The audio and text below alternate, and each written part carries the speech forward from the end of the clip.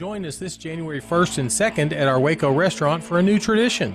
If you're looking for a great place to watch the bowl games and not have to clean up afterwards, stop by our Lake Air Drive location where we will be open by 11 o'clock and offering unbelievable deals on wings, beer, burgers, and barbecue. Too many to mention here. Be sure to check us out on Facebook for more details. Uncle Dan's, your hometown Waco barbecue and catering team. This is the Women's Basketball Conecuh Sausage Countdown to Tip-Off. Today's Countdown to Tip-Off show is brought to you by Central National Bank, proud season sponsor of Baylor Women's Basketball. Texas Farm Bureau Insurance, championship partner of Baylor Athletics. Visit Texas Farm Bureau Insurance online to find a local agent today. Baylor Scott and White Health, the official hospital and healthcare system of Baylor Athletics. Your healthcare, your way. Libman, America's trusted brand name in cleaning. TFNB, your bank for life. The official local bank of Baylor Athletics. Premier ER and Urgent Care. Feel better now. Get ready. Get ready. Get ready. Tip-off is just moments away. Now, back to the voice of Baylor women's basketball, Derek Smith.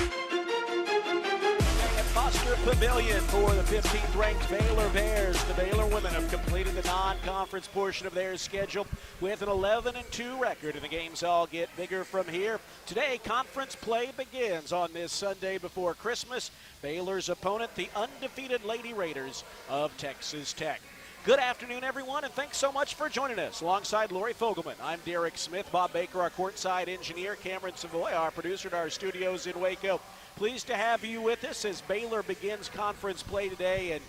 And Lori, a big game right off the bat. You've got a Texas Tech team that is one of just a dozen teams in the nation that are undefeated at this point.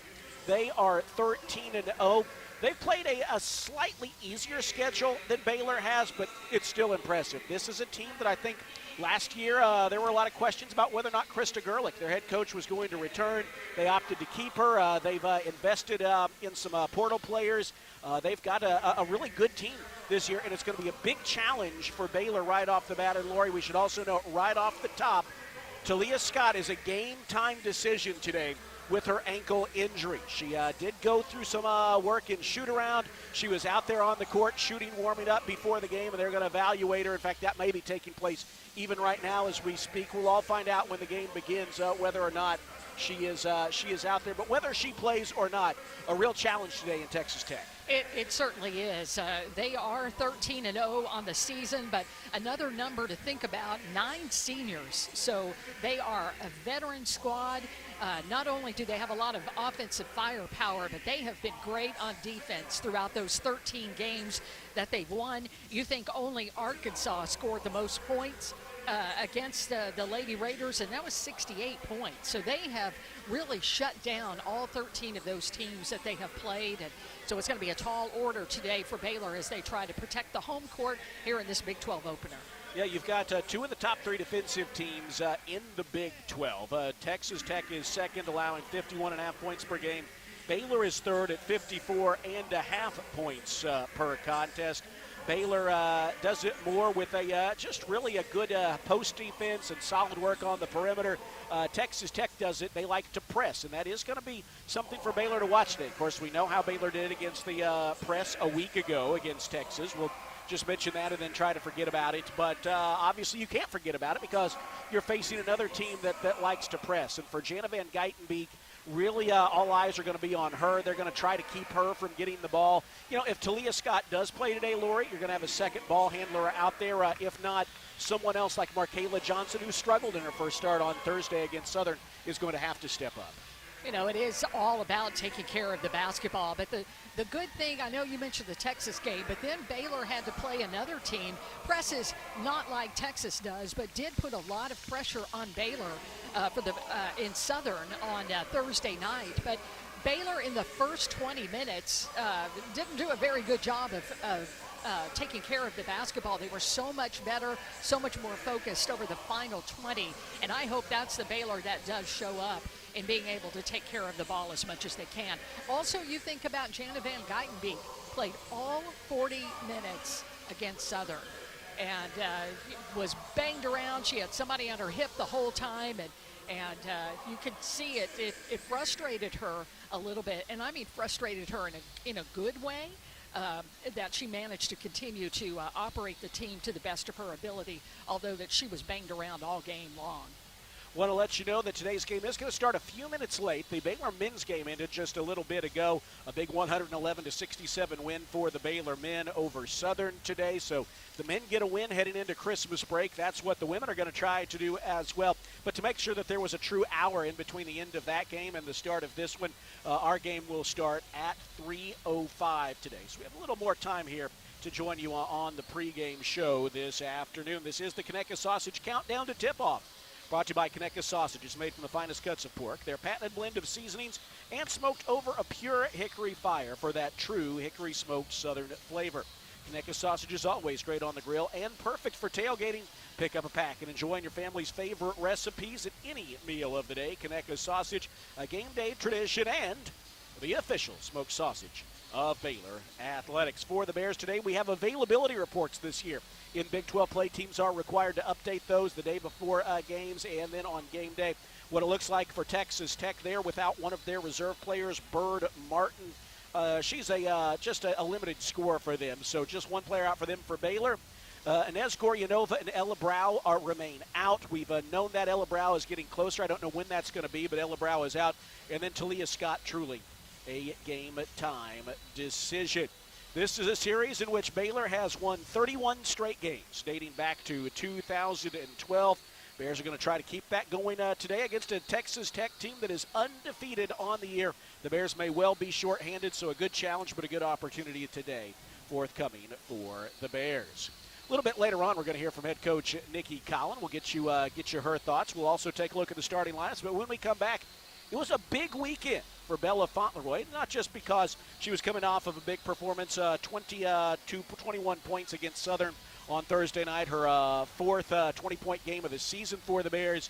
That was just the appetizer for the entree this weekend.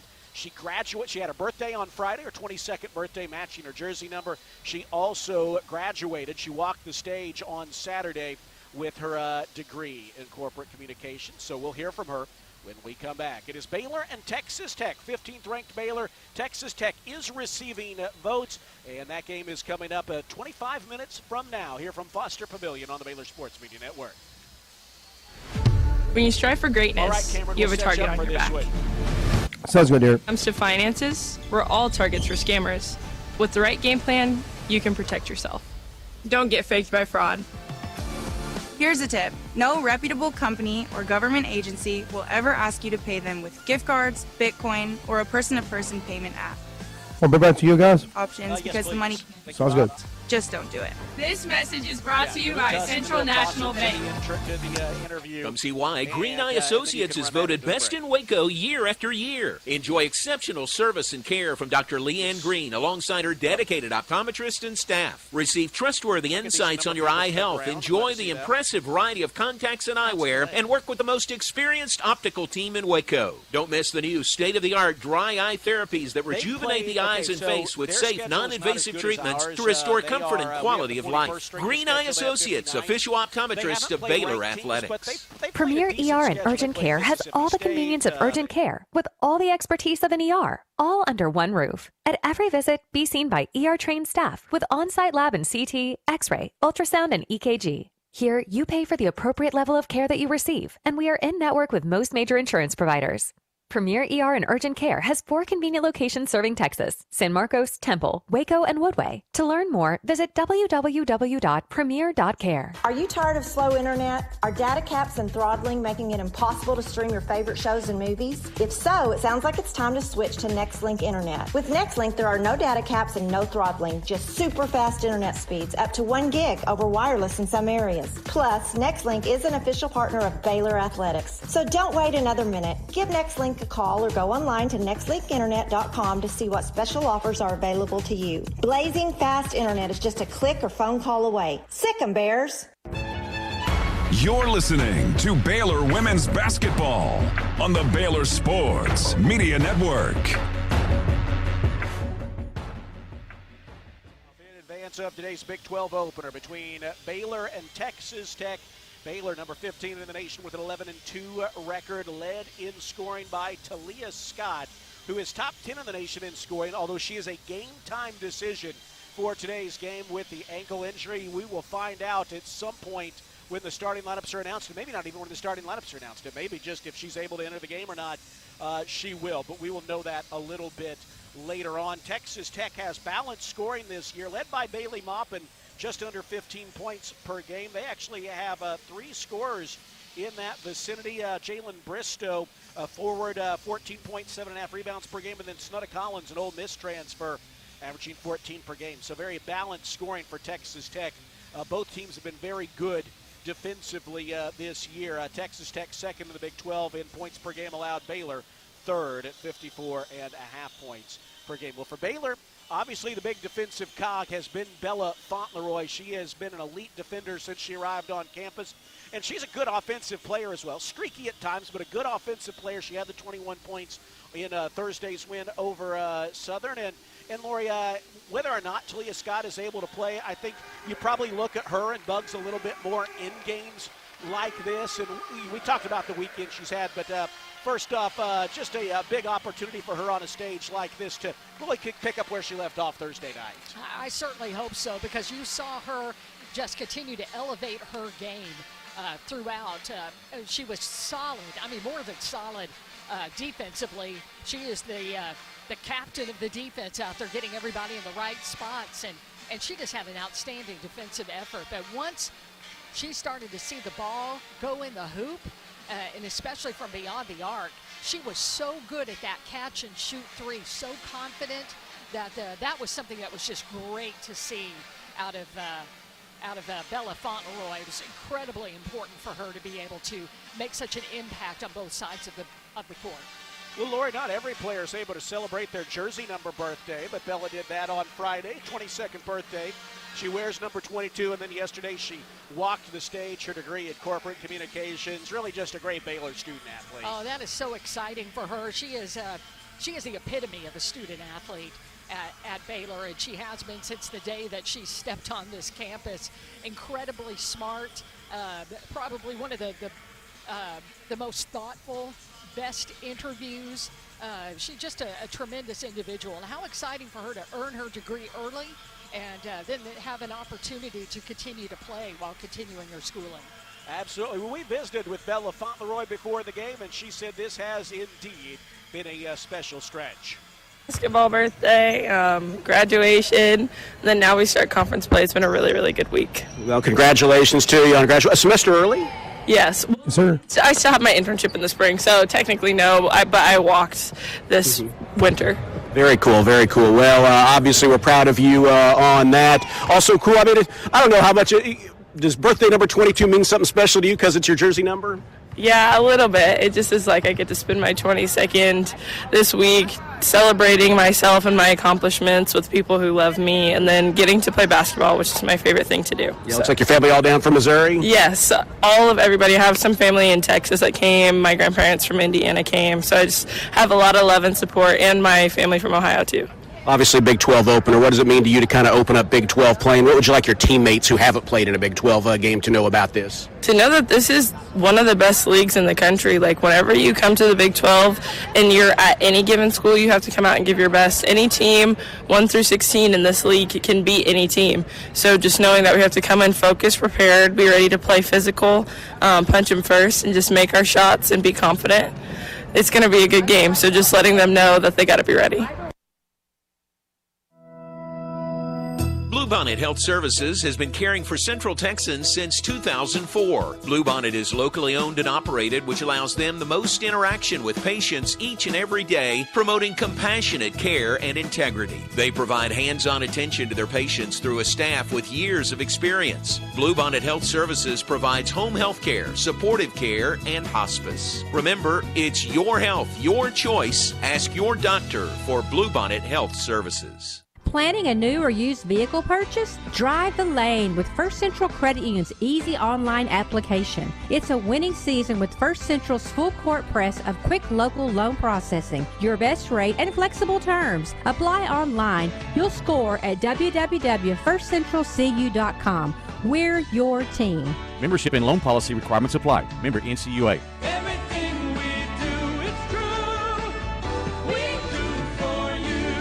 Hi, Jan from Toyota here to let you know that Toyotathon is on. And what better way to get in the spirit of the season than with a new Toyota, like RAV4, Grand Highlander, and Corolla Cross. But to really get in the spirit, let's sing about it. So without further ado, driving through the snow in a new RAV4, hooray! To the slopes we go in a Highlander for a ski day. A Camry to get hot cocoa, tubing with a Tundra makes the kids go loco. Oh, what fun it is to make holiday wishes come true. Toyotathon, Toyotathon, Toyotathon is on. Oh, what fun it is to drive a new Toyota today. Hey! Dealer inventory may vary. Current offers on these vehicles end December 1st. Offers are subject to change throughout Toyotathon, which ends on January 5th. See your participating Toyota dealer for details.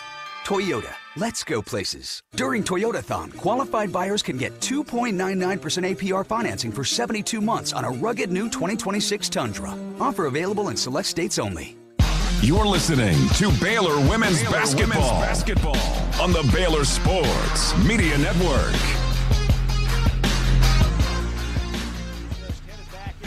Room. Texas Tech continues to warm up on the floor as we get ready for today's Big 12 opener between these two teams. And you might be wondering, was Talia Scott out there warming up with her teammates? The answer is yes, she was. We'll find out what that means. She is a game-time decision. So the Big 12 this year, Lori, has required availability reports. So what you do is in the days leading up to the game, you have to list whether players are out, not likely to play, whether they are, 50-50 essentially, or whether they're probable. And so, again, basically think of it as 0, 25, 50, 75, 100, right? 100% they're going to play, 0% they won't, 25% not likely, 75% probable, and then 50% is questionable. That's where we are. Talia Scott was listed as questionable. Well, then when you get to game day, it changes a little bit. Players are either out, game time decision, or available. And so Talia Scott was listed as a game time decision. And so that's literally what that means. I would imagine the coaches have a sense at this juncture of whether or not she is going to play. But before the game, it was very much a, hey, let's see. Let's see if our leading scorer is how she's feeling. She's ready to go, and that will determine whether or not we see her today. Well, it was good to see her warm up, just to see Talia Scott in a Baylor uniform out there shooting the basketball, moving around, and even going through the stretches and the warm-up. It's encouraging to see her. Now, where will she start? Will she play? We'll just have to wait and see. Yeah, well, she was out there at least, and that is a positive thing to see. Again, Laura, I think a week ago, obviously, that game against Texas was just very unpleasant in a lot of ways. We talk about nearly 40 turnovers and a 35-point loss, but it was compounded by seeing Talia Scott go down, seeing those still photos, realizing how much pain she was in, and just wondering what's this mean. It was encouraging to find out midweek that she's day-to-day, and that continues to be the case. I think you can never assume anything, but you think about Baylor's next game isn't for 10 days at Oklahoma State on New Year's Eve day. You got to feel right now pretty good about that. But obviously she's got to continue to respond well in practice, and obviously the fact that maybe we'll see her today bodes well for the rest of the way. It does, and you're very right about that. You think about it is the conference opener for both teams, but you're also you're thinking in the short term, but you're really thinking long term. And you've got that length of time between games where you and a holiday break where you can continue to recover and get better. So I think that's probably one of the most important things right now. You've just got to weigh short-term, long-term. Today's game, as our pregame show, as always, is brought to you by Conecuh Sausage. Conecuh Sausage is made from the finest cuts of pork. Their patented blend of seasonings smoked over a pure hickory fire for that true hickory smoked southern flavor. Conecuh sausage is always great on the grill and perfect for tailgating. Pick up a pack and enjoying your family's favorite recipes at any meal of the day. Conecuh sausage, a game day tradition, and the official smoked sausage of Baylor Athletics. Lori, as we roll on here on the Conecuh Sausage Countdown to tip-off, one I like, Jana Van Geitenbeek. Again, she's a player who really, it took her a little bit to kind of find her rhythm after coming back from the ACL injury. She's a starter regularly for the first time. And I think those first few games, all of that coalesced. You could tell she was trying to find her footing. Well, you're talking about a player now who has double-digit assists in 3 of her last 5 games. She looks more comfortable out there. She's hit 12 of her last 26 three-pointers. She's really finding her range, and I think that's good in a lot of ways, A, because it's good for the team, but B, you want her playing confidence because I think you go into today's game knowing that Texas Tech's going to throw a lot at her mentally. They like to press. They are a very good defensive team. You look, they have former Bear Danae Fritz, who never really got it going here, but is a very good defensive player. They play a press that's held teams to 51.5 points per game this year. It's going to put a lot of onus on Jana Van Geitenbeek to play good basketball. I like what we saw from her in really the last probably 37, 36 minutes of the Southern game, and you want to see more of that today. But, boy, that's a lot on her because there really isn't a backup for her right now with 8 players available. That is very true. The main thing with Jana is that what I would say she plays with a slow heartbeat. She is just one of those who just, if she's tired, you never see it on her face. And it may be just, if you ever see it, it may be after she turns the basketball over, and it may be just disappointment, but she plays with that slow heart level. The past 2 games, she has had 17 assists, but 13 turnovers, and facing 2 really strong presses, especially down against Texas, and then Southern just was right on her. And at least she's had the opportunity to have 2 games in a row with 2 of those to really think and to be able to play well and to really adjust and run her team. And if anybody could do it, Jana Van Geitenbeek can. You can give her 40 minutes, not ideal, but she certainly will say, I'm perfectly fine with it. Let's go. Yeah. And even if Talia Scott is available today, which it's 50-50, I think you're still looking at her doing a lot of the ball handling, just because there is no backup for her at that position. I'm going to clarify that as we roll on here on Conecuh Sausage Countdown to tip off. Today's game getting started a few minutes late. We remain between 10 and 15 minutes away from the start of this one. It looks like it's going to be a little after 3:05 based on the countdown clock here, but we are rolling on, and we will have you ready for this one about 3:05 for the tip. Baylor and Texas Tech at Foster Pavilion as fans continue to make their way in. We'll take a timeout, and when we come back, we'll hear from Bears head coach Nikki Collin. We'll get her thoughts on what the team did well in the absence of Talia Scott in Thursday's game against Southern. We'll get a sense of what she would like to see more from Markayla Johnson. Again, whether or not Talia Scott's available today, you need Markayla Johnson to continue to step up. And we also find out what drives Texas Tech's defensive efforts from Coach Nikki's vantage point. All of that and more is straight ahead as we get you ready for Baylor and Texas Tech live from Foster Pavilion on the Baylor Sports Media Network. See for yourself why Green Eye Associates is voted best in Waco year after year. Enjoy exceptional service and care from Dr. Leanne Green, along with her dedicated optometrists and staff. Receive trustworthy insights about your eye health, enjoy the impressive variety of contacts and eyewear, and work with the most experienced optical team in Waco. Don't miss the new state-of-the-art dry eye therapies that rejuvenate the eyes, face, and neck areas with safe, non-invasive treatments to restore comfort and quality of life. Visit greeneyeassociates.com. Green Eye Associates, official optometrist of Baylor Athletics. When you strive for greatness, you have a target on your back. When it comes to finances, we're all targets for scammers. But with the right game plan, you can protect yourself. Don't get faked by fraud.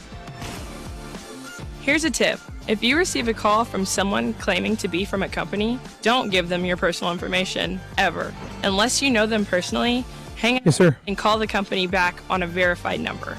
This message is brought to you by Central National Bank. Today we have two very special guests on our program, introducing Lem Hey. and Lime. Hello. For Starry Lemon Lime Soda. Thanks for having us. What is Starry Lemon Lime Soda? It's a crisp, clear burst of lemon lime flavor, and it's caffeine-free. Between us, one of you must be a little more important to Starry than the other. Who is it? We're both important. So we could just as easily be Starry Lime Lemon Soda. No, that doesn't sound right. Oh, I like it. So you saying hip-hop could be hop-hip? Works for me. Starry Lemon Lime Soda. Starry hits different. Premier ER and Urgent Care has all the convenience of urgent care with all the expertise of an ER, all under one roof. At every visit, be seen by ER-trained staff with on-site lab and CT, X-ray, ultrasound, and EKG. Here, you pay for the appropriate level of care that you receive, and we are in-network with most major insurance providers. Premier ER and Urgent Care has 4 convenient locations serving Texas: San Marcos, Temple, Waco, and Woodway. To learn more, visit www.premier.care. You're listening to Baylor Women's Basketball on the Baylor Sports Media Network. It's the Big 12 opener today, Baylor and Texas Tech, and it's time for our pregame visit with Bears head coach Nikki Collin. Baylor coming off of a non-conference schedule with an 11-2 record, and right away facing a much improved team in Texas Tech. So, Coach Nikki, you had to play a game on Thursday against Southern without Talia Scott, and know that she's questionable for today's game. What are some things you take away from the game on against Southern that you want the team to apply today against Texas Tech? Yeah, I mean, I think it's a group effort.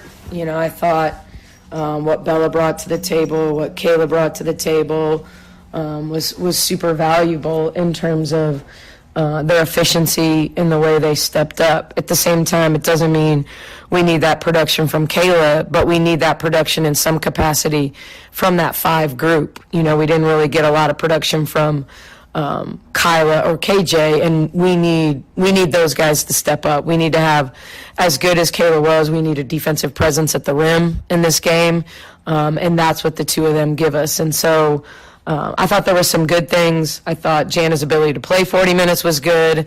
I thought that the pressure she had really, really good moments, and I thought she had moments that she allowed them to speed her up, and she got tired and wanted to get rid of it, and hopefully that game calms her down to, she's going to have to be in control because we're facing a team that thrives with their press. Well, you talk about the press. You have 2 of the top 3 teams defensively in the Big 12 through the non-conference schedule. How good has their press become, and what are some ways you want to counter that? Yeah, I think they mix it up. I think they're ever present. I think they'll get quick traps when the ball comes in bounds. If you dribble up the sideline, they'll chase you down and trap you late. So they're going to come from different places.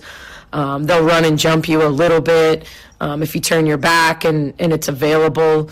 In the past, we've done a good job of clearing people out and centering the ball. I think we have to do a good job of getting the ball in. We got to mix when we get it in quickly to Jana and clear people out versus when we take our time taking it out and get in, an actual action where we can create advantage with their press. They're going to man press.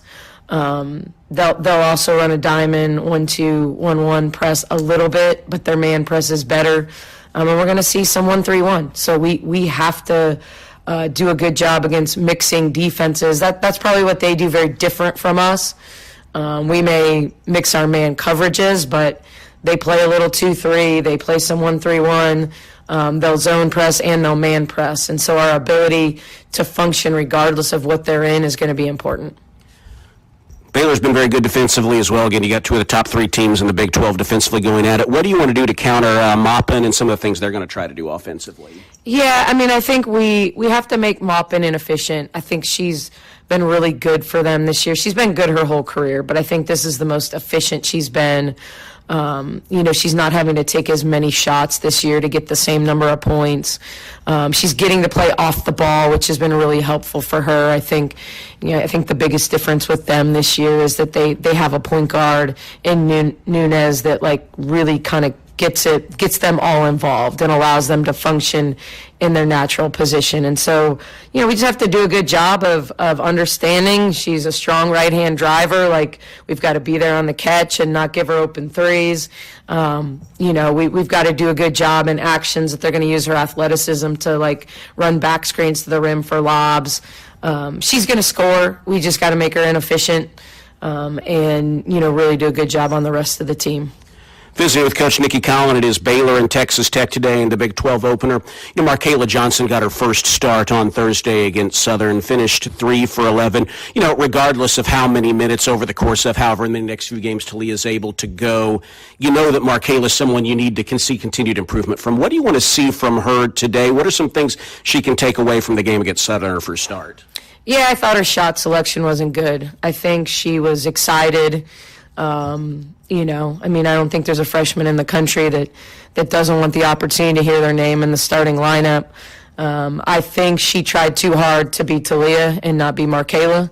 And there's just not a lot of Talias in the country. And so she's got to do a good job doing the things that got her on the floor coming off the bench. She's got to be good defensively. She's got to rebound the basketball. She hasn't rebounded the basketball the last 2 games, and we need her to rebound the ball and use her athleticism to help us out in those areas. And really take what the defense gives her, but be more intentional about getting a piece of the paint. When she settles for too many threes, that's when she's not at her best. When she gets a piece of the paint and get to rhythm jump shots, that's when she's going to be at her best, when she can get downhill and get to the foul line, when we can get her in transition. She just needs to take a breath, take care of the basketball. I thought through our first 12 games she took care of the basketball. This game she had to handle it more and she didn't, so we need to get her back to just making simple decisions and not putting pressure on herself to replace Talia. I've said it, but I think in her mind she still wanted to do that, and she was fearless. But there's a difference between fearless and making good decisions. We need her to go back to making really good decisions that are good for her and good for our team.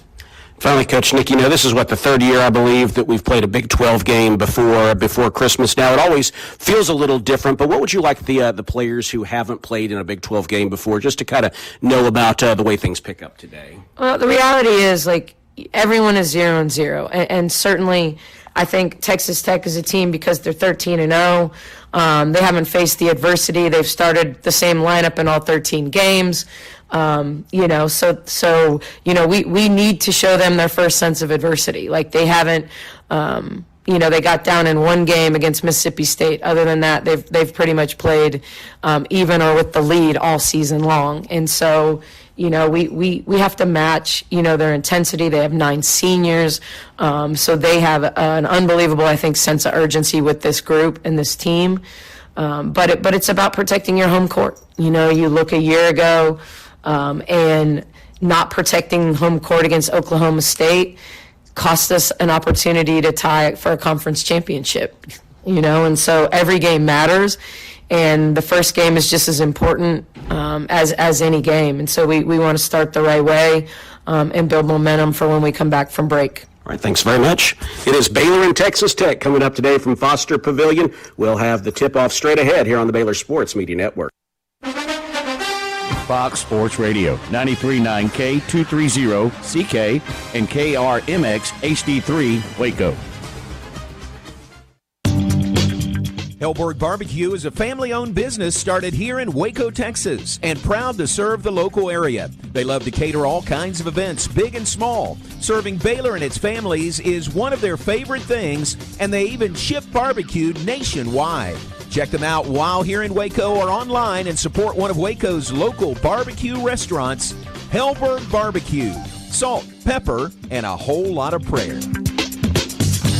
Hi, I'm Jim Turner at Jim Turner Chevrolet in McGregor. As we celebrate our 10th year anniversary, I want to say thank you to all of our customers. Our dealership is more than a business to me. That's why when you come see us for a reliable new Chevy or award-winning service, we treat you like family. Come see our new collision center, now open to serve you even better for many years to come. Enjoy the game, then come see us at Jim Turner Chevrolet in McGregor. Together, let's drive.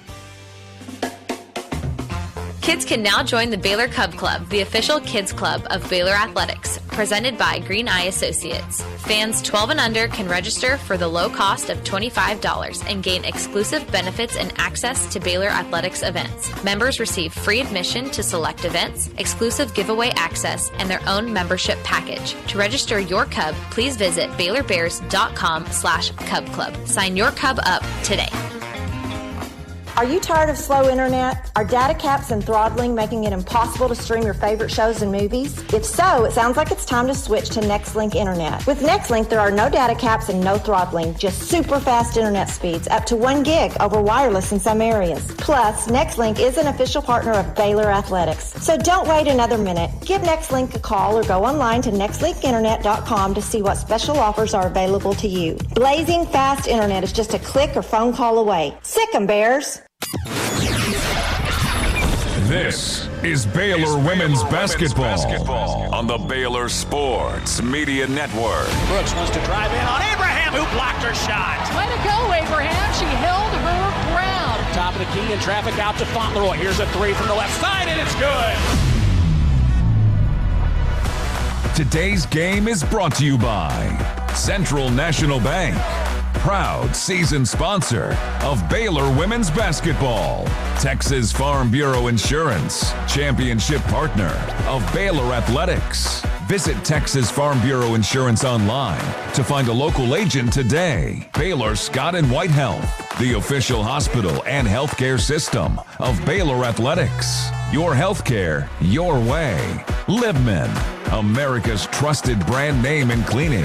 TFNB, your bank for life. The official local bank of Baylor Athletics. Premier ER and Urgent Care. Feel better now. Get ready. Tip-off is just moments away. Now, back to the voice of Baylor women's basketball, Derek Smith.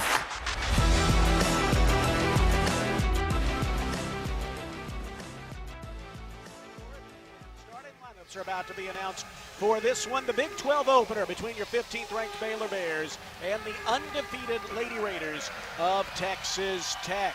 Well, let's go ahead and give you these starting lineups right now. When it comes to sports medicine and orthopedics, Baylor's Scott and White Southwest Sports Medicine and Orthopedics brings the home team advantage to Central Texans. First for the visitors, the Lady Raiders of Texas Tech. They are undefeated at 13-0 on the year, one of 12 teams in the nation that can claim that, wearing red uniforms today with white letters and numerals. Black trim, coached by Krista Gerlich. Their lineup looks like this. The forwards are Jalen Briscoe and Serengbe Sinogo. Sinogo 4 points, 5 points, 4 rebounds per game. Briscoe, one of their 3 scorers on the year, over 14 points per game. She's also averaging 7.5 rebounds, the most on the team. The guards, Jimena Nunez, who's averaging 5 assists per game. She's been a big pickup for them, a native of Spain by way of Campbell University, their Baptist school in North Carolina. Danae Fritz, the former Bear, averaging 7 points and 3 rebounds per game. And then their leading scorer, Bailey Maupin.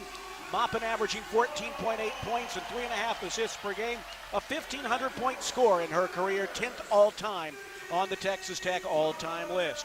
For the Bears, well, we knew that Talia Scott was going to be a game-time decision. She is not in the starting lineup. Does that mean she is going to play? We'll see if she can. We'll see if we find out. But she is not in the starting lineup today. The lineup looks like this. The forwards, Bella Fauntleroy, 10.5 points, 5.5 assists per game. She celebrated her birthday on Friday, graduated on Saturday.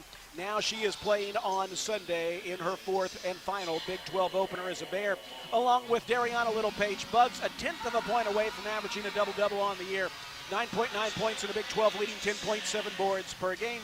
The other forward is KJ, Kirsten Johnson, second in the Big 12 in block shots. The guards, Markayla Johnson, who struggled in her first start but looks to bounce back today in her second against Texas Tech. And then the point guard, Jana Van Geitenbeek, 6 points, 3 rebounds, 6.7 assists per game. Those 6.7 assists are 4th in the Big 12 and 12th nationally. So again, for Texas Tech, it is Nunez, Maupin, Fritz, Bristow, and Sinogo. For the Bears, Van Geitenbeek, Markayla Johnson, Kirsten Johnson, Fauntleroy, and Bug. Starting lineups are brought to you by Baylor Scott and White Southwest Sports Medicine and Orthopedics. From injury prevention to enhanced recovery, team up with us to get back in the game. Baylor number 15 in the nation, 11-2 record. White uniforms, green letters, gold trim. The tip is in the air. KJ sends it back to Bugs, and we are underway in the Big 12 opener, Baylor and Texas Tech. It is Markayla Johnson with it, giving it off to Van Geitenbeek. Now cross court pass to Bella. She was hot on Thursday, but she's a little too strong on her first 3 attempt from the left wing. Long offensive rebound, though, chased down by Markayla Johnson. You like seeing that. And the Bears will get another crack at it. 10 seconds on the shot clock. Here's a kick out to Bella Fauntleroy. Drives to the free throw line. 7 seconds to shoot. Hands it off to Bugs. 5 to shoot, 4 to shoot. A little fall-away mid-range jumper rims out. And the rebound is controlled by Hema Nunez, a good rebounding guard. 5 boards per game for the transfer from Campbell. Now the Lady Raiders will get their first look at it offensively. There's a kick out to Bristow, open for 3, in and out. Bugs had a hand on the rebound but couldn't grab it, and it's out of bounds to Texas Tech. Well, we know how important rebounding will be, and being able to secure the basketball really is key. Baylor's had some moments trying to secure the basketball, although that was really hard for Bugs to get 2 hands on it. Here's Nunez taking the inbounds, angling to the left side of the floor, cut off by Van Geitenbeek.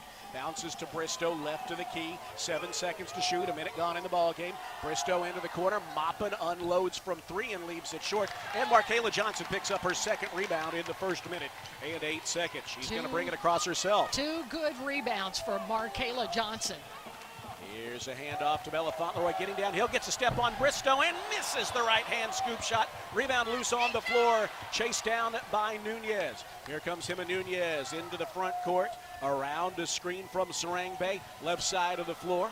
Angles back to the middle and unloads a 3, too strong. Rebound grabbed by Markayla Johnson on the baseline. They trapped her there, and she wisely just knocked the ball off of Maupin and out of bounds. Oh. Very wise play for the freshman, because Baylor absolutely needs that. They've missed on a couple of really good looks, but also just have not been able to pull down a couple of rebounds that have allowed extra shots. Thank goodness Tech just hasn't been able to knock them down. We're scoreless 100 seconds into the ballgame. There's Baylor's first look at the Texas Tech press. They break it into the front court. Bella Fauntleroy has it, top of the key, sends it high right side to Van Geitenbeek. Gets downhill, kicks out to KJ. Open for 3 from the left side. It is a little bit long. There's a fight for the rebound. Bugs chases it down, knifes into the middle of the floor, gets in close, glasses it up, and in. First scoring of the game. Yeah, could have had an and 1 there, but all of that just from Bugs being able to pull down an offensive rebound, then find space and score through contact. 2:15 gone in the ball game. Baylor with a 2-0 lead. Texas Tech with the basketball. Here is a screen from Maupin. Nunez maintains possession, dribbling away a lot of the shot clock, down to 10 seconds remaining. She feeds it in close to Sonogo. There's the defense by KJ, but she's able to flip around and flip it in and tie the game at 2 apiece. Texas Tech with pressure in the backcourt. Here is Jana Van Geitenbeek around a bug screen. Danae Fritz picks her up defensively on the switch off. Now she feeds Markayla Johnson left side. She has a nice pass to a cutting Bella Fauntleroy who can't hit a contested layup, but the rebound is out of bounds to the Bears. And we'll see our first substitution of the game. Snutta Collins is in, an Ole Miss transfer, averaging 14.1 points per game off the bench. 2-2 ball game, 7:16 to play here in quarter number 1. Not a surprising score for 2 defensive-minded teams. Inbound to KJ, and she misses the layup. May have got a hand on it, was Sonogo, but the shot was in close and she missed nonetheless, and we remain tied at 2 apiece. Maupin has the ball, looks to get downhill, drives inside, puts up a tough shot and glasses it in over Markayla Johnson. That was a tough play there by Maupin, and now they're going to press in the backcourt. One thing to note, when you make them miss, it makes it harder for them to set up their trapping defense. Texas Tech with a 4-2 lead, their first of the afternoon. 6:44 to play first quarter. Van Geitenbeek switches directions, bounces it to a cutting Bugs, gets to the basket and lays it in with the left hand. Good give and go there, good feed there by Jana Van Geitenbeek to Bugs. She found one lane and then switched hands. A nice move to get from the left-hand side and finish at the rim. Collins feeds Maupin right side of the floor. We're tied at 4. Just about 4 minutes gone in this one. Here's a drive along the baseline, and the ball kicked out of bounds. It's going to stay with Texas Tech. Baylor had a chance at that, but it was spinning too quickly towards the sideline, and so the Lady Raiders will play it in from just inside the free throw line, left side of the floor. It'll be Maupin, their leading scorer on the team, to trigger. She plays it into Sanogo. 10 seconds on the shot clock. Sanogo guarded on the perimeter by KJL. Finds a cutting Collins who drives down the lane and lays it in. Someone lost Collins there, and she just took the feed and had no one in front of her for the layup to give Texas Tech the lead back at 6-4. Van Guytenbeek gives it off to Buggs. Buggs hands off to Markayla Johnson, right side of the floor. They're playing beyond the arc right now. Here's Van Guytenbeek kicking it in the corner. And Bella Fauntleroy stumbles and can't get the feed, and it's out of bounds to Texas Tech. Second turnover of the first quarter for the Bears. The Lady Raiders have hit their last 3 shots and have a 6-4 lead. 5 minutes, 45 seconds to play here in the first quarter. Hima Nunez running point, and we've got a whistle away from the ball and a foul called on Markayla Johnson. That's the team's first, the first on anyone in this ball game, and Maupin will play it in from right next to Coach Nikki at the end of the Baylor bench, right side of the floor. Texas Tech with the ball and a 2-point lead. Inbound to Collins, top of the key, faces the basket, wants to drive on Bella Fauntleroy, clears a little space and gets the turnaround jumper to fall from just inside the free throw line. It hung on the rim and looked like it might fall off, but it dropped through, and that gives Texas Tech an 8-4 lead. They've scored the game's last 6 points. 5:23 to play first quarter. Jana Van Guytenbeek loads it to Buggs. High right side, Danae Fritz, her former teammate, guarding her. Buggs unloads to Van Guytenbeek, and we have a whistle and a foul, and it looks like Collins got tangled up inside with someone, and that is a foul on Collins. And that is good for the Bears, as they will get to play it in and get a fresh 20. That's the first foul on Collins, the first on Texas Tech.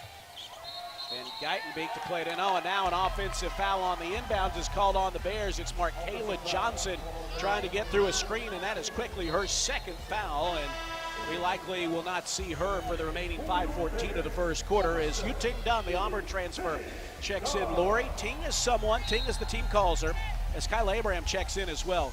She's someone you need to look for a shot a little bit more in a game like this. Well, right now she's got to just do it here on the defensive end. That's the other key part of her game. Can she play with the kind of physicality that you need here in the Big 12 Conference? 7.5 points per game off the bench in her first season as a Bear. Here's Maupin taking a feed from Nunez. Her 3 from the top of the arc rims out. Ting with the offensive rebound, and here comes Dunn up the floor. Crosses over against Danae Fritz, who hits a hard screen from Kyla Abraham as Fritz angles inside and puts up a little right-hand follow-away that drops through. That cuts the Texas Tech lead to 2 at 8-6. Dunn got a great defensive rebound, but I don't know who just That's Sanogo who cut Sanogo inside. Tell you what, they're timing these cuts to the bucket really well, and some good passing is getting them a couple of easy buckets here in the first quarter. They lead the Bears 10-6. 4:28 to play here in the first quarter. Jana Van Guytenbeek sees a lane, kicks it out to Dunn, thought about a 3, makes the extra pass to Bella. Her 3 from the right side is an air ball. Buggs had a hand on it perhaps, but it's out of bounds to the Lady Raiders either way. And that brings us to our first quarter media timeout. The 2025-26 women's basketball season is presented by Central National Bank. Proudly serving Central Texas in Waco, Temple, and Austin. Bank different. Bank Central. Central National Bank. It's a 10-6 Texas Tech lead with 4:18 to play in the first quarter here in the Big 12 opener on the Baylor Sports Media Network. Serving Texas since 2007, Magnolia Realty is a full-service brokerage led by expert industry knowledge and a commitment to community. With kindness and integrity at the forefront, every agent is equipped to help you navigate the market and make the real estate journey your own. Whether buying or selling, feel supported with an award-winning agent at your side from first offer to contract and close. Magnolia Realty serves cities including Waco, Dallas, Fort Worth, Austin, San Antonio, Temple. Learn more at magnoliarealty.com. When you strive for greatness, you have a target on your back. When it comes to finances, we're all targets for scammers. But with the right game plan, you can protect yourself. Don't get faked by fraud. Here's a tip. If you get a call saying they're going to lock you in jail for missing jury duty unless you pay a fine, that's fake. Scammers use scare tactics to force you to act without thinking. Just hang up the phone. This message is brought to you by Central National Bank. You're listening to Baylor Women's Basketball on the Baylor Sports Media Network. First quarter, Texas Tech a 10-6 lead on the Bears. Baylor 3 of 10 from the field. Texas Tech has hit 5 of their last 6 shots after missing their first 3. They are 5 of 9, 0 of 4 beyond the arc. Baylor 0 of 3. Neither team has a 3 here in the early going. Lori, we've seen our first 2 substitutions for the Bears. Ting Dunn and Kyla Abraham checked in off the bench in place of starters Bella Fauntleroy, I beg your pardon, but Markayla Johnson, who picked up 2 early fouls, and Kirsten Johnson. Now, if you read the tea leaves, we don't know exactly. Again, game time decision on Baylor's leading scorer, Talia Scott, dealing with that ankle sprain. She went through warm-up, she went through shoot-around today, but the fact that she was not one of the first substitutions off the bench does make you wonder what her availability is today. You know, and it may not be where you want to just put her in here in the first quarter. You may just need her in the second half if she's available. Markayla Johnson picked up 2 quick fouls, and Baylor doesn't have a lot of bullets to be able to put out there for the Bears right now. So this is Baylor's bench really just needs to step it up. And we saw that just a moment from Dunn. She pulled down a strong defensive rebound. Nobody picked her up to where she could go straight down and hit a nice floating shot. But Baylor's defense has got to show up right here because they have allowed Texas Tech to score and to extend the lead to 4. Texas Tech is 5 of its last 6. Worth noting, too, Lori, if you do want a player, maybe you get her in later in the game, because sometimes when a player's dealing with an injury, you want to just let them out there play so they don't tighten up. Here's Fritz for 3 out of the timeout. No good. Bella Fauntleroy with the rebound. Snutta Collins harassing her in the backcourt, but Bella breaks it in the front court. A lot of contact, no whistle. Handoff to Buggs. Pops a jumper at the top of the key. Misses, but on the fight for the rebound, Bella Fauntleroy is knocked to the floor, and that's a second foul on Snutta Collins, a big player off the bench for Texas Tech. You don't mind seeing 2 early fouls on her, and they are going to pull her from the game and send Jalen Bristow back in. Bella Fauntleroy, slow getting up. Now, it's hard to know what to say, Laura, because Bella Fauntleroy gets knocked to the floor the way she plays multiple times a game, and is slow. Ooh, that did look painful. Yeah, well, she dropped to the ground, and then Collins got her on the way down. But if anybody's going to be able to play through it, it's Bella Fauntleroy. Inbound to Abraham, hands it off left perimeter to Van Geitenbeek, swings it middle of the floor to Ting Dunn, has it poked away by Danae Fritz. Now poked away again by Bailey Maupin. There's a fight for the loose ball, and a jump ball is called. It's going to go Texas Tech's way. Defense, the name of the game for them. That is something that whether it's Ting Dunn or any ball handler is going to have to be aware. They might just suddenly swarm you and then try to knock it away. Yeah, and you know they have looked at the scouting report, and they know who's vulnerable to that. And so that's important for Baylor to not hold the basketball up or down and allow that ball to get knocked out. Sydney Love, a point guard. Jada Malone, a post player off the bench now for Texas Tech. Here's Maupin dribbling into the paint, cut off. Good defense there inside. She's forced to give it up outside to Bristow. Comes back and retrieves it on the right perimeter. Fakes a foul as she falls away and airballs a jumper. And the rebound is grabbed by Dariana Little-Page Solid Buggs. defense that time from Kyla Abraham in the middle. She just smothered Maupin twice. Here's Van Geitenbeek high on the right side of the floor. Baylor down by 4. Bounces it to Abraham. She's going to unload a jumper from the right elbow and hit. Hey, in warm-ups, I saw her shooting it from the elbow and making it. So let's just say that's her shot. But hopefully it's the defense that she had that led to her offense. Under 3 minutes to play. First quarter, Texas Tech with the ball and a 10-8 lead. It is Malone, a big post player, driving inside and blasting it in. Well, you can't let Malone get that deep on the block. That's just too easy of a shot. Malone stands 6'3" and is built like a defensive tackle as Jana Van Geitenbeek races inside and leaves the right-hand runner well short. Outlet ahead to Bailey Maupin. She tries to kick it in the corner to Fritz. Fritz holds on to it, feeds Bristow left block. Abraham guarding her. There's a whistle as she misses a shot and a traveling violation against Bristow. That'll give it back to the Bears, who have the ball, trailing Texas Tech 12-8 early. Maupin will get her first breather, and Hima Nunez is back in for the Bears. Or back in for Texas Tech, I beg your pardon. 2:24 to play, quarter number 1. It's a 12-8 Texas Tech lead. They are pressing in the backcourt as Buggs plays it into a charging Ting Dunn, who doesn't sense Bird coming behind her. Bird pokes it away. That's a steal for the Lady Raiders. Bird Martin angles to the left side of the floor, drives inside, nearly walked with it, kicks it out to Fritz, can't clear a three, gives it off to Nunez, who's open, and her three is off the mark. Bugs with a contested rebound in traffic, gobbles it up as she's harassed by Texas Tech. Here comes Baylor with under 2 minutes to play in the first quarter. Van Geitenbeek with a left-hand dribble around an Abraham screen, sends it out to Bugs, nice crossover dribble, flips it in the left corner to Van Geitenbeek, drives baseline, finds an open Bella for three from the right side. It's too strong. And the rebound caroms out to him and Nunez. A couple of good looks for the Bears, but they are 0 of 4 from downtown Texas Tech, 0 of 6 beyond the arc. Jada Malone with the left-hand dribble. Looking for a teammate, finds Fritz, getting downhill, circles beneath the basket, tries to find Martin, whose pass is blocked by a driving Jana Van Geitenbeek. She went flying in the air and poked that pass away. Minute and a half to go. Abraham will get a breather. Kaylin Nelms coming off of her career high 15-point outie off the bench on Thursday night against Southern is in for the first time. Hope she can continue that kind of play. She's been better and better over the last month. Inbound to Nunez. Little push pass left side to Maupin, who just returned. Maupin, their leading scorer, drives inside, kicks it out to Briscoe. Good look at a three, and she left that short.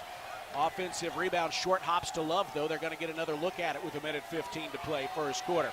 Here is Malone, staying a long time in the lane. Sends it out to Maupin, pulls up for a mid-range jumper that rattles out. Offensive rebound, Malone puts it on the floor, goes up with it and finishes. She just takes up a lot of space, and if you let Malone get that deep, she just has to reposition herself, but she was just too close. That was just an easy left-hand bucket off the glass.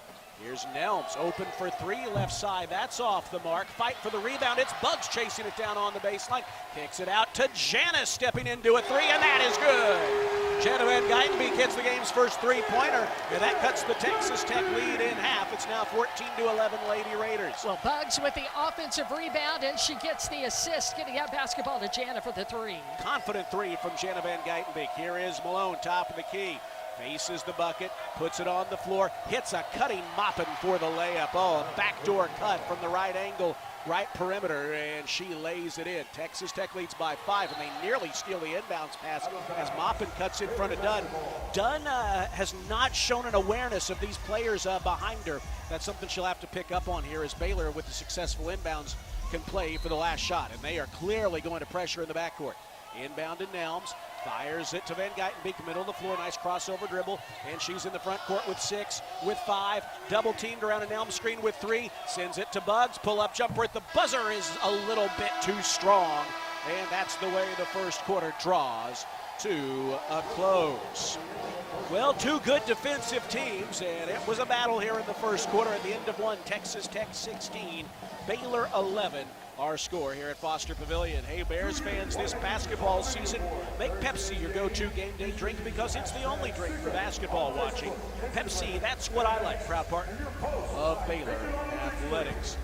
At the end of one, Tech by 5 in the Big 12 opener. You're listening to Baylor women's basketball on the Baylor Sports Media Network. TFNB Your Bank for Life is the official local bank of Baylor Athletics. Find out why more Central Texas are making TFNB their bank for life. Sign up for our Edge checking and savings accounts to earn interest or cash back. With 5 convenient locations and an award-winning mobile app, banking has never been easier. TFNB, your bank for life. Member FDIC.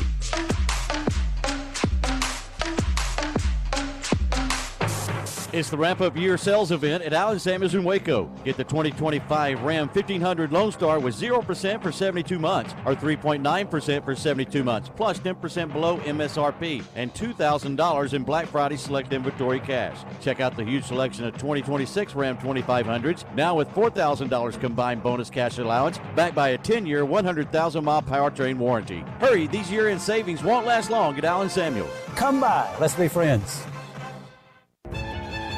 You're listening to Baylor Women's Basketball on the Baylor Sports Media Network.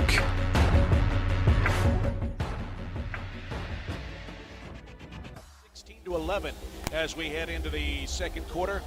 Baylor is 1 of 6 from beyond the arc. Texas Tech 0 of 7. So both teams cold from downtown to start things off. Rebounds are even, 10 apiece. Second chance points, Baylor with 5, Tech with 2. Lori, that's been one area, but we do see when Jada Malone is in there, she's someone to watch out for. She's a load in the post, and she's bullied her way to the bucket a couple times for baskets and offensive rebounds. But I like the energy with which Baylor is playing here early. They just need to knock down some shots. Yeah, 10 of Texas Tech's 16 points have come from their post players, from Sanogo in there and then Malone when she came in. For Baylor, with those second chance points, both of those have come off of Dariana Littlepage-Buggs pulling down an offensive rebound. She started off the game with an offensive rebound and a putback, but that pursuit of the basketball off that missed shot with about 45 seconds left to go before half, she just flew in, got the basketball, came around the left end, and found Jana Van Geitenbeek, who could step in for a 3 from the top of the key. And Baylor needed that shot to fall in the worst way. Down by 5 at the end of the first quarter. Baylor just still trying to find its footing without Talia Scott. Again, they've kept it manageable right now. They've just got to find a way to be able to find that good look and to confidently knock it down. Not miss the ball, not miss the shots at the rim either.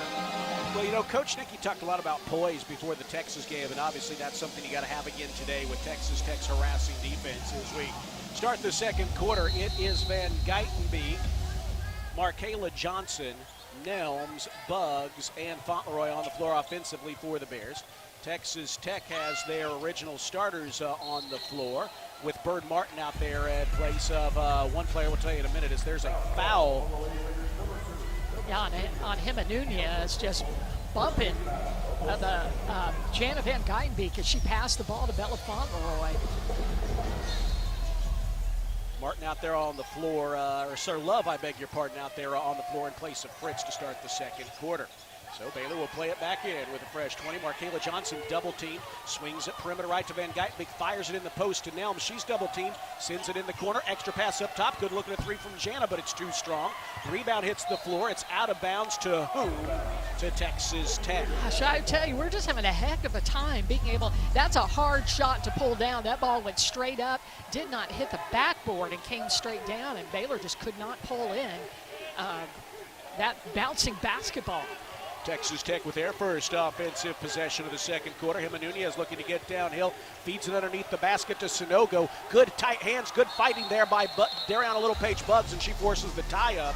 It's going to stay with Texas Tech with 13 seconds to shoot. Boy, good quick handwork there by Dariana Littlepage-Buggs just to knife in there and get the kind of knock the ball away and pinball it around in there until the jump ball was called.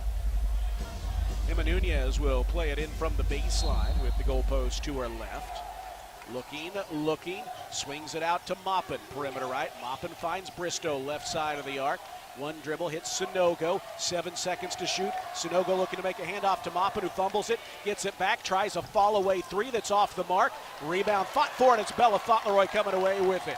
16-11, Texas Tech with the lead. Baylor with the ball, and an offensive foul is called on Kayla Nelms.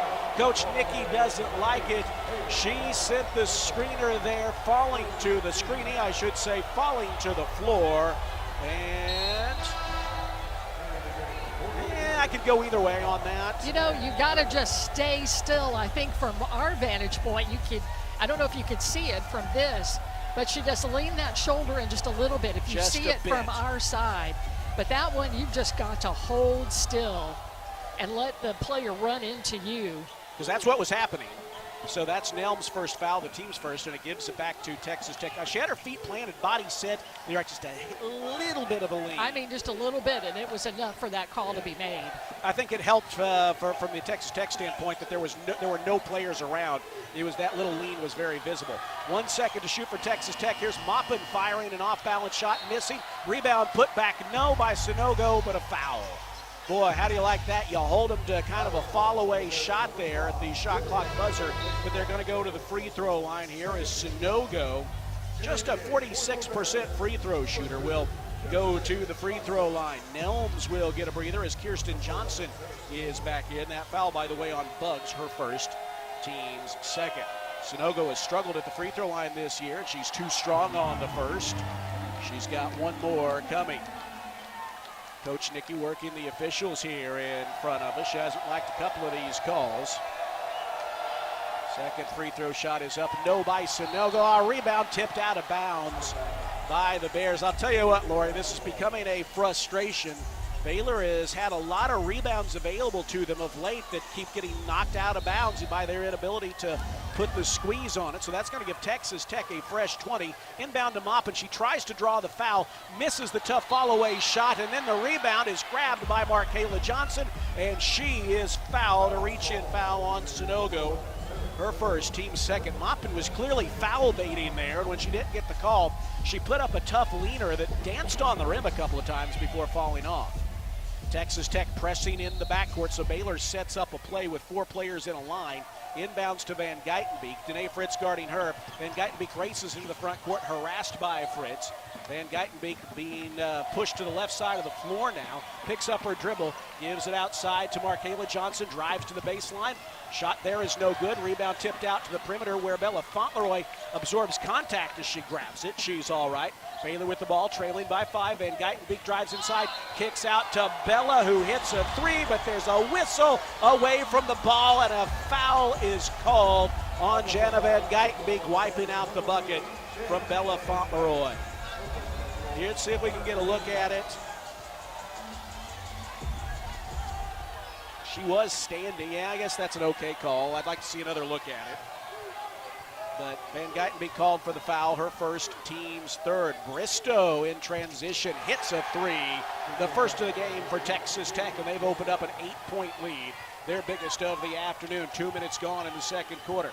Markayla Johnson dancing in the lane, drives inside, knifes up a tough shot, count it, and put her on the line. She danced inside the arc, leaned in, blasted home as she was fouled by Bailey Maupin. Maupin's first and the team's third. Markayla Johnson with a chance at a 3-point play. Well, one thing that Coach Nikki says about Markayla Johnson, being a freshman, you don't know what you don't know, but she also plays fearless. And I loved how she knifed to the basket and scored through contact in a really difficult place. Misses the free throw. She has really struggled at the free throw line this season, and the rebound tipped out to Bristow.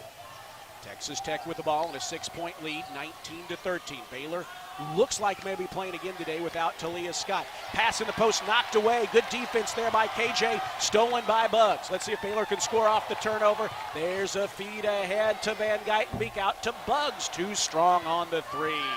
Rebound to him and Nunez, who's checked back in.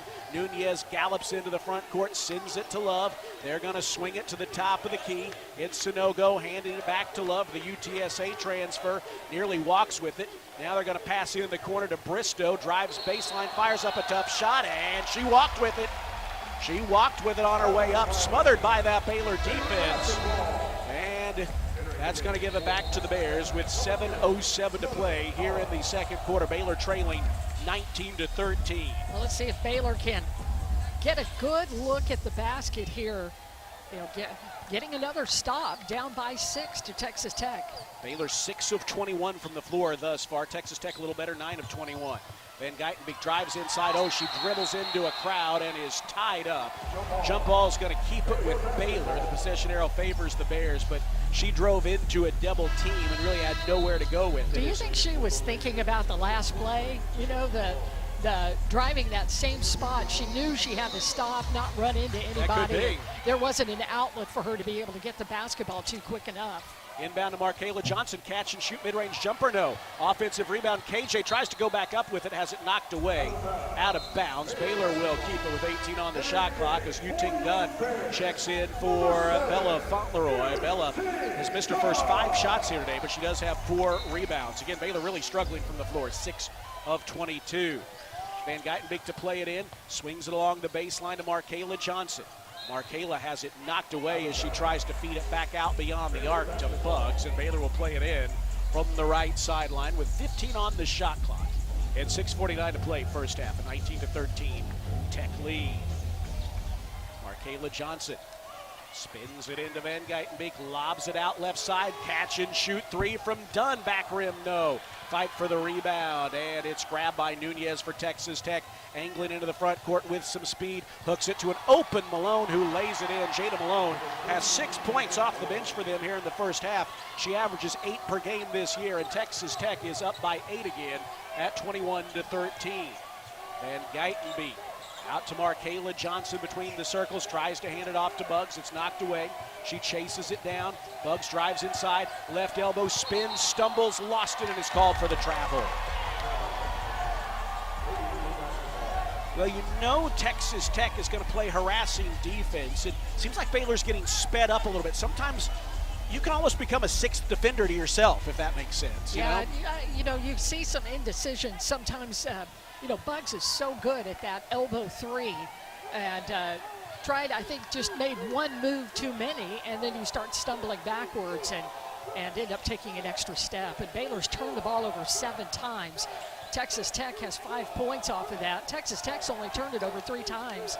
Baylor doesn't have anything to show for it. There's a pass by Texas Tech, stolen by Yu-Ting Dunn. Gallops into the front court. Nice Euro step, floats, count it, and put her on the line. That was a very impressive play by Yu-Ting Dunn. She stole the pass, drove down the floor, knifed in between 2 defenders, hung in the air, and blasted in as she was fouled. Boy, let's watch that again. What a move, because Emma Nunez was down there ready to absorb some contact, and Dunn just with that step through.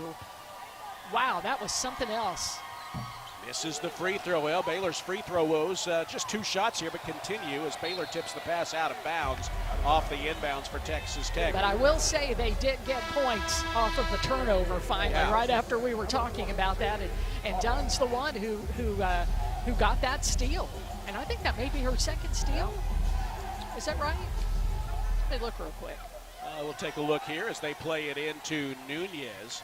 Nunez angles to the right side of the floor. 5:39 to play first half. Pass knocked away back to the top of the arc. Stolen by Jana Van Geitenbeek. She flips it to Markayla Johnson, who angles back out and waits for numbers. Feeds it to Dunn.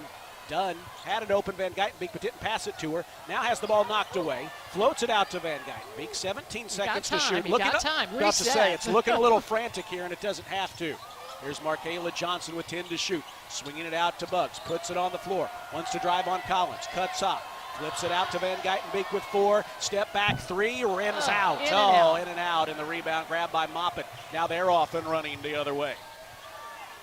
Maupin slows down at the top of the arc halfway through the second quarter. Drives inside. Stripped to the ball. Oh, she had it just taken away from her in the paint by Dariana Little-Page Buggs. Van Geitenbeek feeds it ahead to Dunn. Dunn fakes a pass, drives inside, pulls up from the mid-range, and uses the glass for 2 more. Holy, what a shot.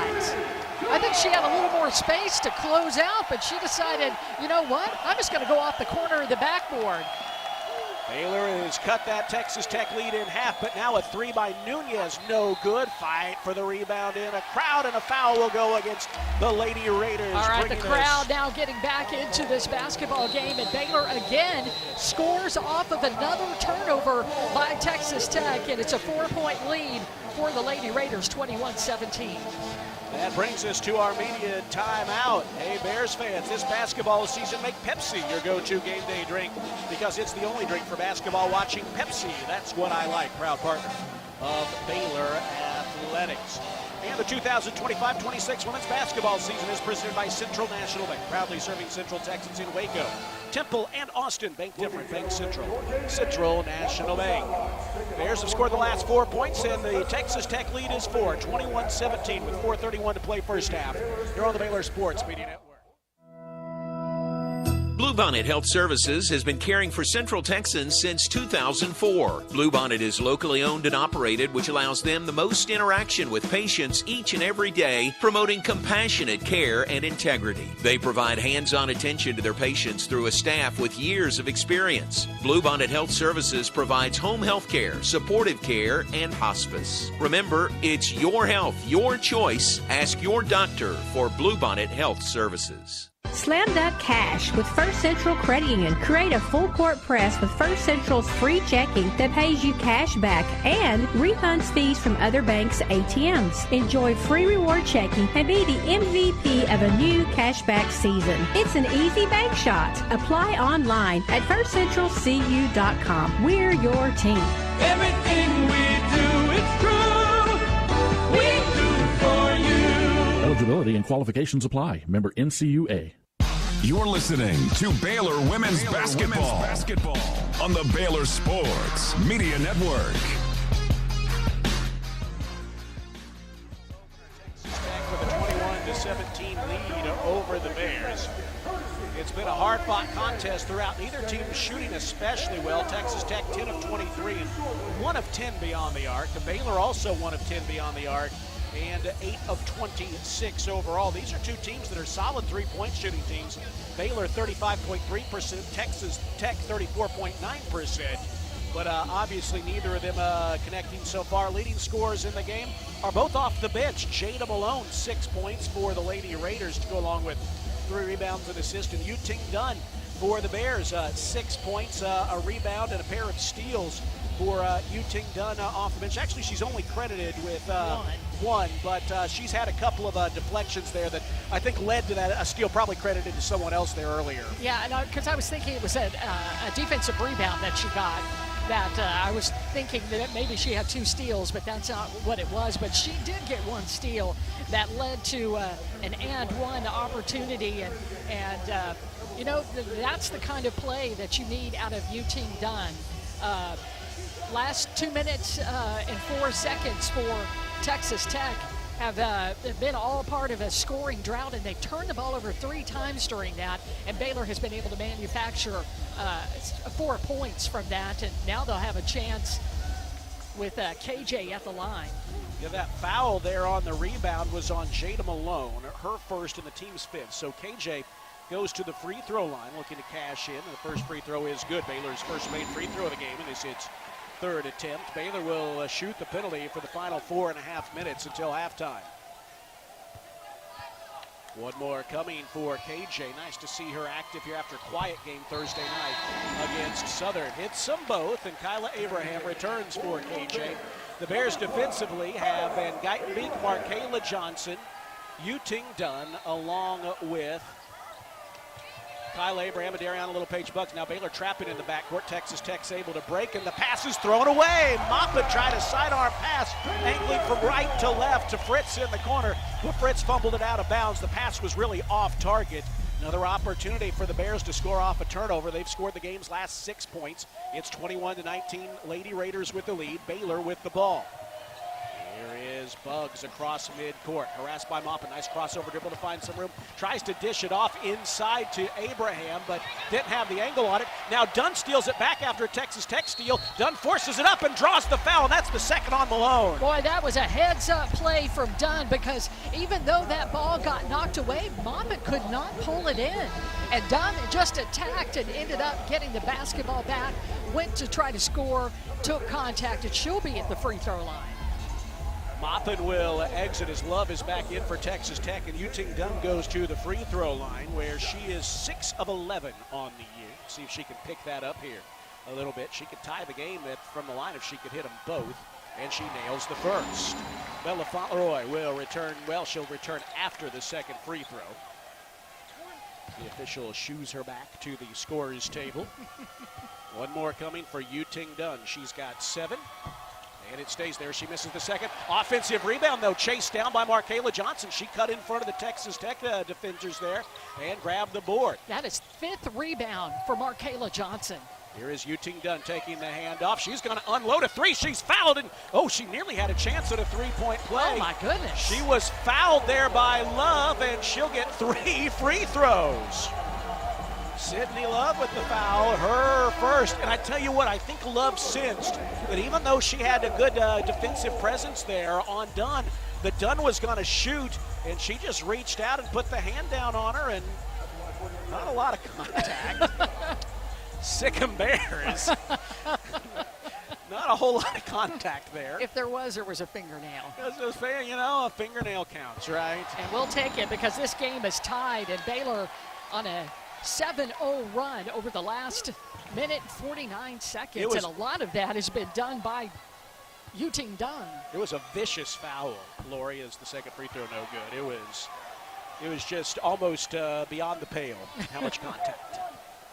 And I'll take that back, too. It's an 8-0 run, and Dunn with her third free throw, hoping to make it a 9-0 run. She hit the first, made the second. Now, I think she'll move it around there. She hit the first, missed the second. Now she cashes in on the third, and Baylor is in front, 22-21. 9 points for Yuting Dunn. Baylor pressing in the backcourt. They break it ahead to Love. Baylor gets back defensively. Love retreats behind the three-point arc. Gives it off to Nunez. Finds Malone playing with 2 fouls. Malone puts it on the floor. Out to Love. Here's a 3. That's an air ball. And that's going to go back Baylor's way.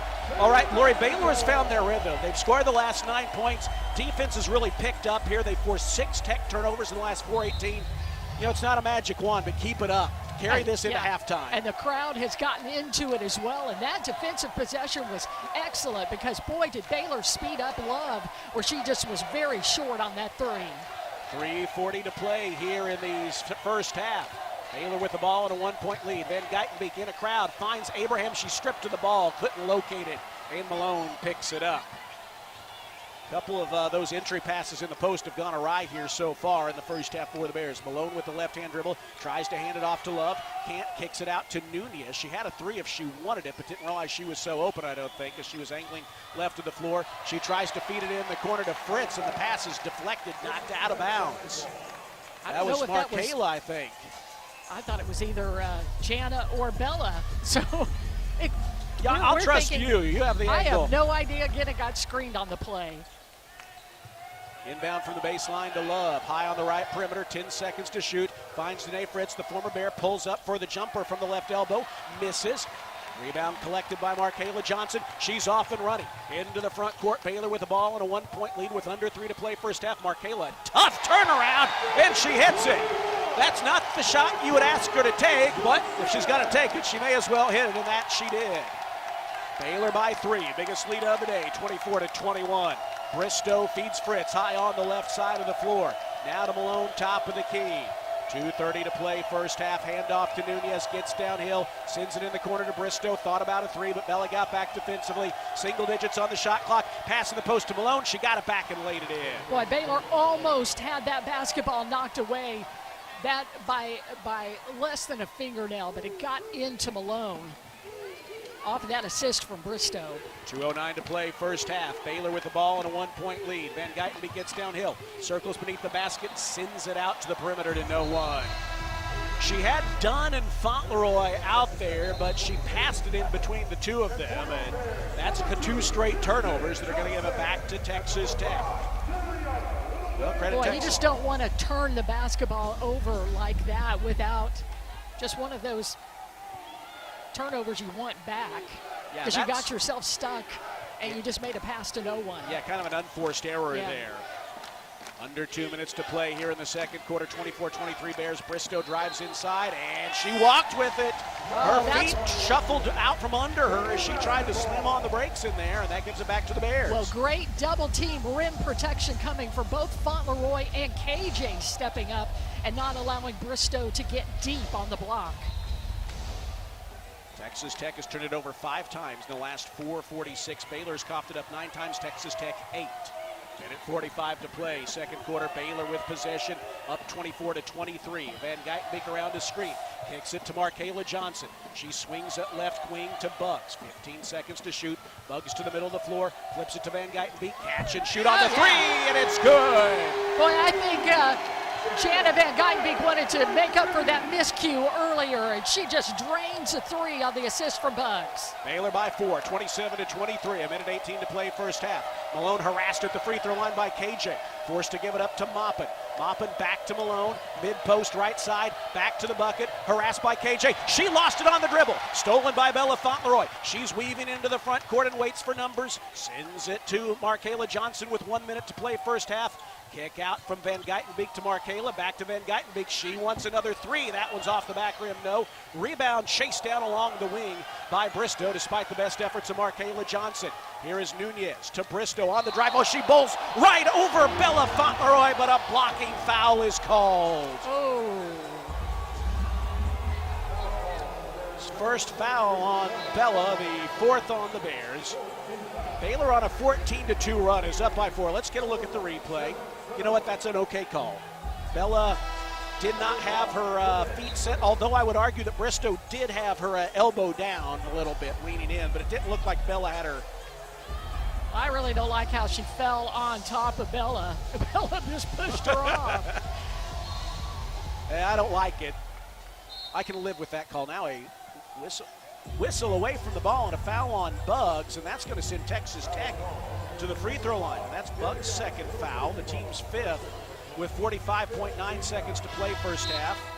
And Yuting Dunn is going to check back in for Buggs, and that's going to send Anae Fritz to the free throw line. Fritz is 6 of 8 from the stripe on the year. The former Bear, who was quiet in her 1 year in green and gold, has done a nice job up in Lubbock. Her first free throw is good. That cuts the Baylor lead to 3, and she'll get one more. 45.9 seconds to play here in the first half. One more coming for Fritz. She hits them both, and it's a 2-point game. They're harassing, trapping in the backcourt again. Markela Johnson lost the ball out of bounds, but it was last touched by Texas Tech. You don't like seeing the ball fed to her that close to the baseline and that close to the sideline for that matter. In the corner. Pinned in the corner there. You are just stuck. But again, Markela, it ended up bouncing off of Bristow's foot and out of bounds. Oh, an inbound pass, baseball style, is stolen by Texas Tech. Bella threw it overhand, and now Fritz will unload a 3 off the mark. And the rebound is grabbed by Bella. Boy, Bears dodge a bullet there. About 5 seconds between the clocks. Baylor can't play for the last shot here of the opening half as Jana retreats to the midcourt center jump circle. 18 seconds to shoot for the Bears. About, again, 5 seconds between the clocks. 27-25, Baylor with the ball and the lead. Van Geitenbeek double teamed around a KJ screen, gets downhill, sends it in the corner to Markela. 5 to shoot, puts up a tough mid-range jumper that rattles out and then falls off. Offensive rebound, KJ blocked on the way back up. Nunez has it with 2, with 1 mop and unloads from 3/4 court and throws it over the backboard as the first half ends here at Foster Pavilion with the Bears holding on to a 2-point lead. Lori, I believe Baylor, if I have the math right, scored 14 of the first half's last 18 points after it looked like Texas Tech was slowly taking control of the game. Baylor wrestled it back. Yeah, they had a 21-13 lead, but after that, Baylor only allowed 1 other basket and then 2 free throws from Anae Fritz the rest of the way. So just 4 points in the last 6.5 minutes for Texas Tech. And Baylor found some rhythm, found it from some pretty spectacular plays from Yuting Dunn, got some great defensive and offensive rebounds, and found Jana, who got a couple of threes late in both the first quarter and the second quarter off of assists from Dariana Little-Page Buggs. And Baylor has a 2-point lead at the half, 27-25. I want to say hello to everyone watching on the Courtside Cam, brought to you by NextLink, reliable high-speed internet for your home or business. Always glad to have you all watching on the NextLink Courtside Cam. Our Nissan Halftime Report is straight ahead. We'll have stats, take a look at other scores on this first full weekend of Big 12 play and women's college basketball, and then we'll get you ready for the second half here at Foster. Baylor 27, Texas Tech 25 at intermission here on the Baylor Sports Media Network. Want to be the energy our Bears need? Go gold with Baylor Athletics this season and be the gold factor across each of our sports. Wear exclusive Go Gold apparel from the Baylor Bookstore and the Spirit Shop at upcoming Go Gold dates. Stay up to date on all your golden opportunities to create an electric home atmosphere by visiting BaylorBears.com/GoGold. Sic 'em Bears. Come see why Green Eye Associates is voted best in Waco year after year. Enjoy exceptional service and care from Dr. Leanne Green alongside her dedicated optometrist and staff. Receive trustworthy insights on your eye health, enjoy the impressive variety of contacts and eyewear, and work with the most experienced optical team in Waco. Don't miss the new state-of-the-art dry eye therapies that rejuvenate the eyes and face with safe, non-invasive treatments to restore comfort and quality of life. Green Eye Associates, official optometrist of Baylor Athletics. Hi, Jan from Toyota here to let you know that Toyotathon is on. And what better way to get in the spirit of the season than with a new Toyota, like RAV4, Grand Highlander, and Corolla Cross. But to really get in the spirit, let's sing about it. So without further ado, driving through the snow in a new RAV4, hooray! To the slopes we go in a Highlander for a ski day. A Camry to get hot cocoa, tubing with a Tundra makes the kids go loco. Oh, what fun it is to make holiday wishes come true. Toyotathon, Toyotathon, Toyotathon is on. Oh, what fun it is to drive a new Toyota today. Hey! Dealer inventory may vary. Current offers on these vehicles end December 1st. Offers are subject to change throughout Toyotathon, which ends on January 5th. See your participating Toyota dealer for details. Toyota, let's go places. During Toyotathon, qualified buyers can get 2.99% APR financing for 72 months on a rugged new 2026 Tundra. Offer available in select states only. Fox Sports Radio, 93.9 K230 CK and KRMX HD3 Waco. You're listening to live coverage of Baylor women's basketball. Now, it's time for the Nissan Halftime Show, brought to you by Central National Bank, proud season sponsor of Baylor women's basketball. Texas Farm Bureau Insurance, championship partner of Baylor Athletics. Visit Texas Farm Bureau Insurance online to find a local agent today. Nissan, innovation that excites. Libman, America's trusted brand name in cleaning. Premier ER and Urgent Care. Feel better now.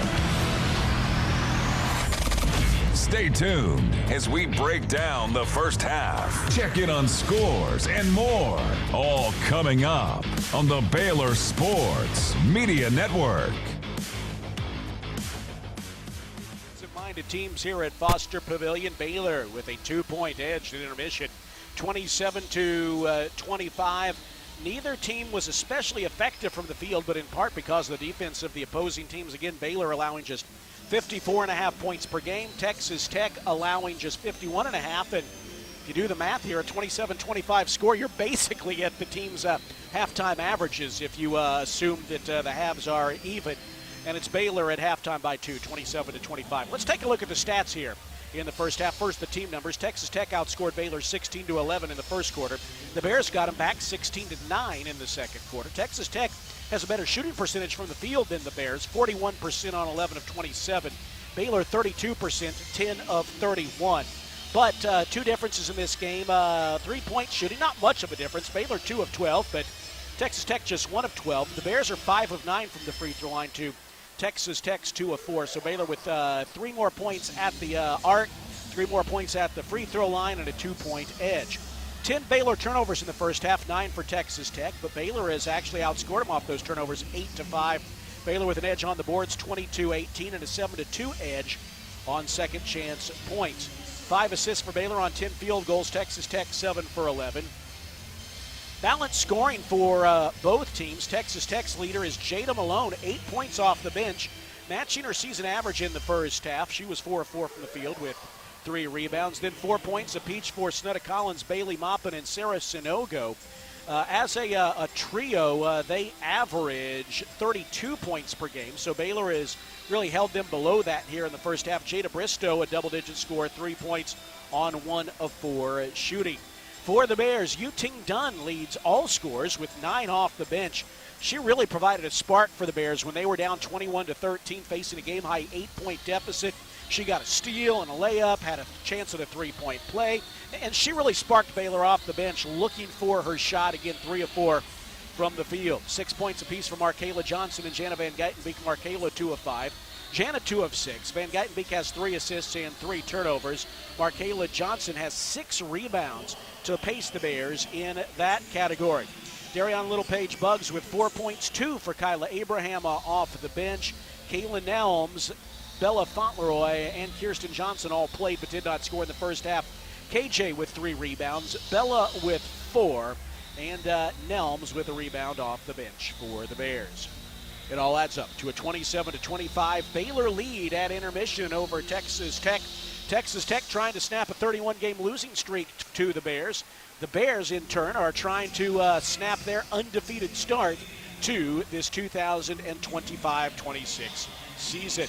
We'll take a timeout, and when we come back, Lori will take a look at scores around the nation. We had a buzzer beater in the Big 12 today. Baylor men also playing as well here at Foster Pavilion. That and more when we come back at Foster, where the Bears lead 27-25 at halftime. It's the Nissan Halftime Report on the Baylor Sports Media Network. Lori, I think... Want to be the energy our Bears need? Go gold with Baylor Athletics this season and be the gold factor across each of our sports. Wear exclusive Go Gold apparel from the Baylor Bookstore and the Spirit Shop at upcoming Go Gold dates. Stay up to date on all your golden opportunities to create an electric home atmosphere by visiting BaylorBears.com/Go Gold. Sic 'em Bears. Hi, I'm Jim Turner at Jim Turner Chevrolet in McGregor. As we celebrate our 10th year anniversary, I want to say thank you to all of our customers. Our dealership is more than a business to me. That's why when you come see us for a reliable new Chevy or award-winning service, we treat you like family. Come see our new collision center, now open to serve you even better for many years to come. Enjoy the game, then come see us at Jim Turner Chevrolet in McGregor. Together, let's drive.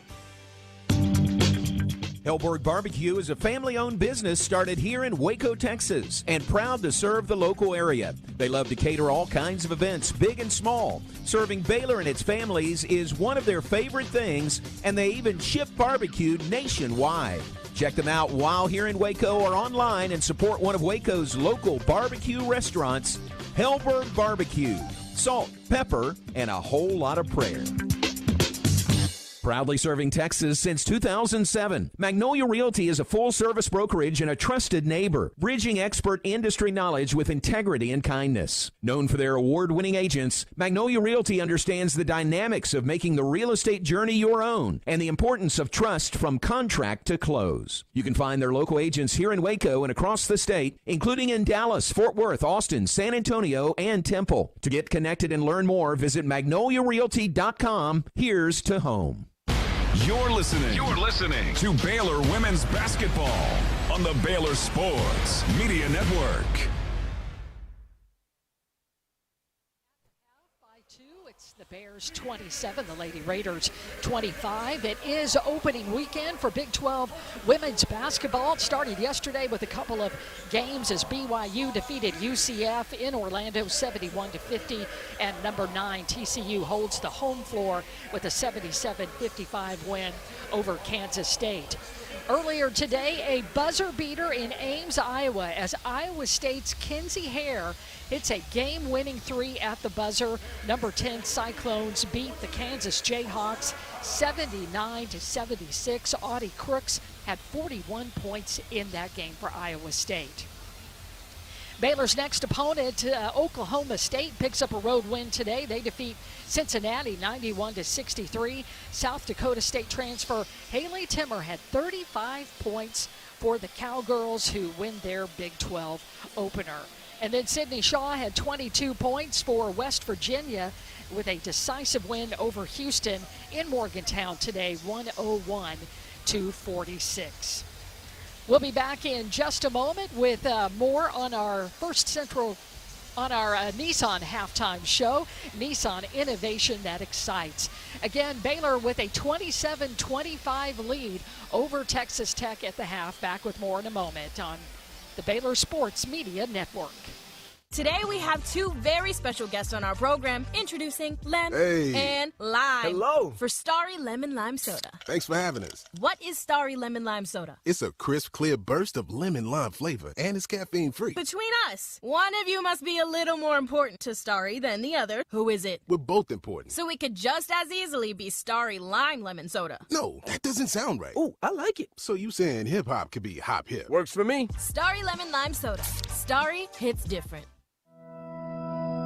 Bluebonnet Health Services has been caring for Central Texans since 2004. Bluebonnet is locally owned and operated, which allows them the most interaction with patients each and every day, promoting compassionate care and integrity. They provide hands-on attention to their patients through a staff with years of experience. Bluebonnet Health Services provides home health care, supportive care, and hospice. Remember, it's your health, your choice. Ask your doctor for Bluebonnet Health Services. Are you tired of slow internet? Are data caps and throttling making it impossible to stream your favorite shows and movies? If so, it sounds like it's time to switch to Nextlink Internet. With Nextlink, there are no data caps and no throttling, just super fast internet speeds, up to 1 gig over wireless in some areas. Plus, Nextlink is an official partner of Baylor Athletics. So don't wait another minute. Give Nextlink a call or go online to nextlinkinternet.com to see what special offers are available to you. Blazing fast internet is just a click or phone call away. Sick 'em, Bears!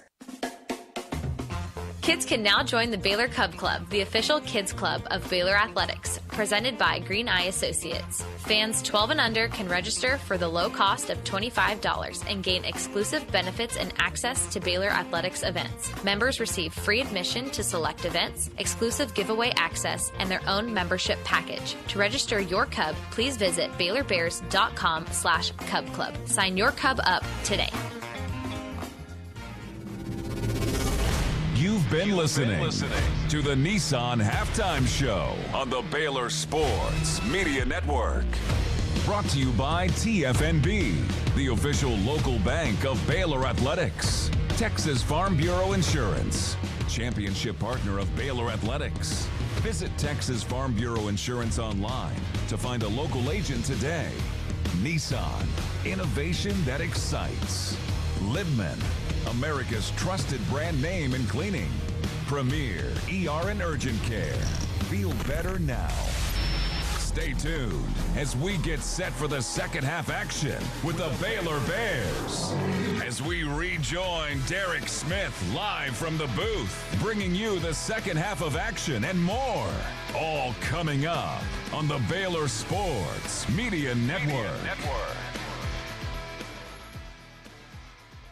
Quarter at Foster Pavilion. Glad to have you with us. Bob Baker, the G-Man, our courtside engineer. Cameron Savoy, our producer in Waco on this last Sunday before Christmas. Merry Christmas to each and every one of you. And it'll be even merrier Christmas if the Bears can head into it with a win here. If you are wondering, Talia Scott was a game-time decision, and she warmed up with her teammates before the game, but not warming up with them here out of halftime. So I think that probably answers the question officially, or close to officially, as close as you can get without an official answer there. But she did not warm up with her teammates there out of halftime. So Baylor ostensibly playing without their leading scorer. But Lori, they clamped down defensively there. Texas Tech really looked like they were starting to run away with it. They'd opened up a 21-13 lead.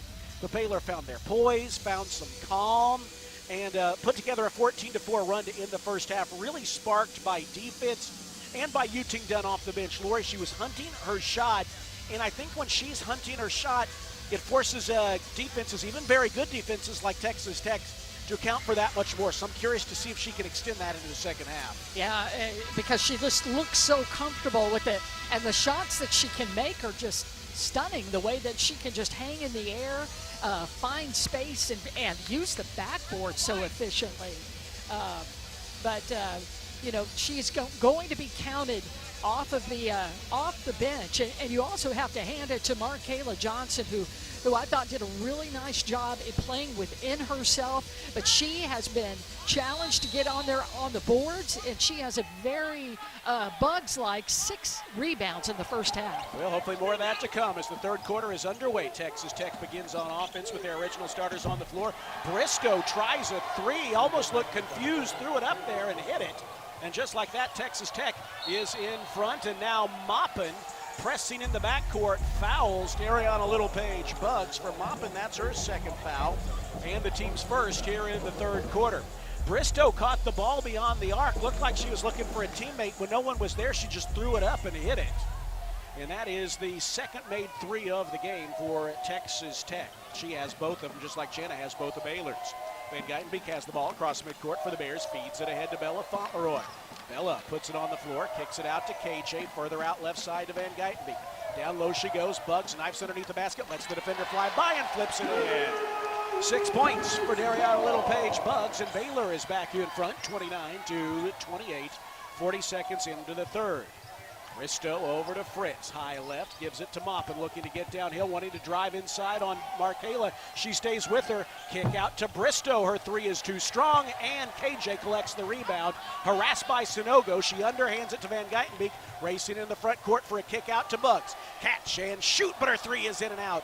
Rebound knocked out of bounds to Texas Tech. KJ went in there to try to contest the rebound, but ended up knocking it out of, I think, Maupin's hands. Well, and it's Nunez up there with the basketball. Nunez, Maupin, Sanogo, Bristow, and Fritz on the floor for Texas Tech. And a foul is called on KJ as Texas Tech sets up their offense. She must have been swaying a little bit too much there at the top of the key as they were setting screens. Maupin to play it in, finds him and Nunez. Nunez, left side to Sanogo, near the key. Back outside to Bristow, harassed, and then, Sanogo with an offensive foul on Jana, trying to set the screen. She just pushed Jana away with the elbow. That's the second on Sanogo, the second on the team. Worth noting, Collins, Sanogo, Maupin, and Malone all have 2 fouls for Texas Tech. Markayla and Buggs each with 2 for the Bears. Well, Baylor gets another turnover. Texas Tech has turned it over 10 times. Baylor has the points off of, nearly an over and back close. violation. Now Markayla stripped to the basketball, and as Texas Tech tries to collect the steal, thankfully they step on the baseline. Thankfully. So Baylor's going to keep out. it. Baylor with the ball up by 1, 29-28, a minute and a half into the third quarter. Van Geitenbeek to play it in from the baseline, and a whistle as the Bears set up, and that may be another foul on Texas Tech, and it is Jalen Bristow hit with her first foul, and the team's third. Now bodies hit the floor again as Baylor inbounds it to Buggs, driving to the basket, lays it in. You know, Baylor had a chance to score off an inbounds play earlier, and they did not pull the trigger. That time, very patient as Jana Van Geitenbeek gets her 5th assist. And now a steal by Jana. She takes it away from Nunez, drives to the basket, glasses it up, and draws the foul. Lori, this is a physical game that's taking place. Officials are not calling every bit of contact, and it almost feels like Baylor has decided, okay, if we're going to play that way, we're going to play that way, and I think Baylor's being aggressive. And as long as the officials are consistent, and you know that's the game, you can live with that. And there, Jana just stood her ground, took the ball away from Bristow, and now has an opportunity to push that 3-point Baylor lead at the line, and she hits the first free throw. Foul on Nunez is her second as well.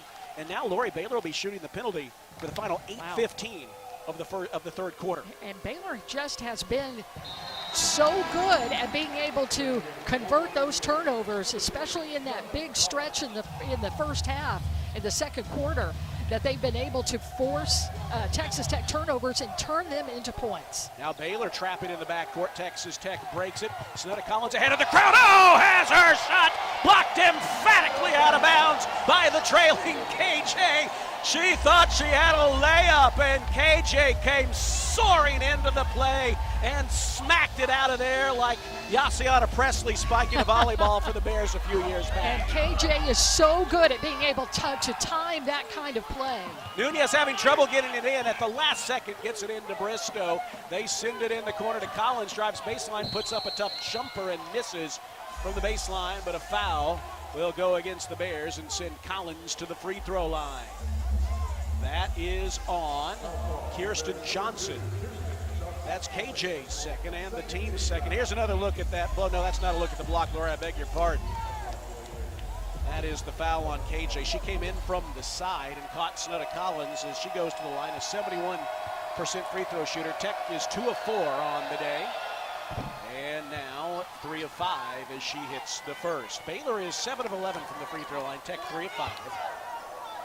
That snaps a string of 6 straight points scored by the Bears after that opening 3 by Jalen Briscoe to start the third. Collins hits them both, and it's a 3-point game, 33-30. Baylor with the lead. Trapping in the backcourt is Tech. Inbounds to KJ. She fires it ahead to Markayla Johnson. Races near midcourt. Somehow manages to I don't know how possession. she just did that. Swings My it goodness. to Van Geitenbeek.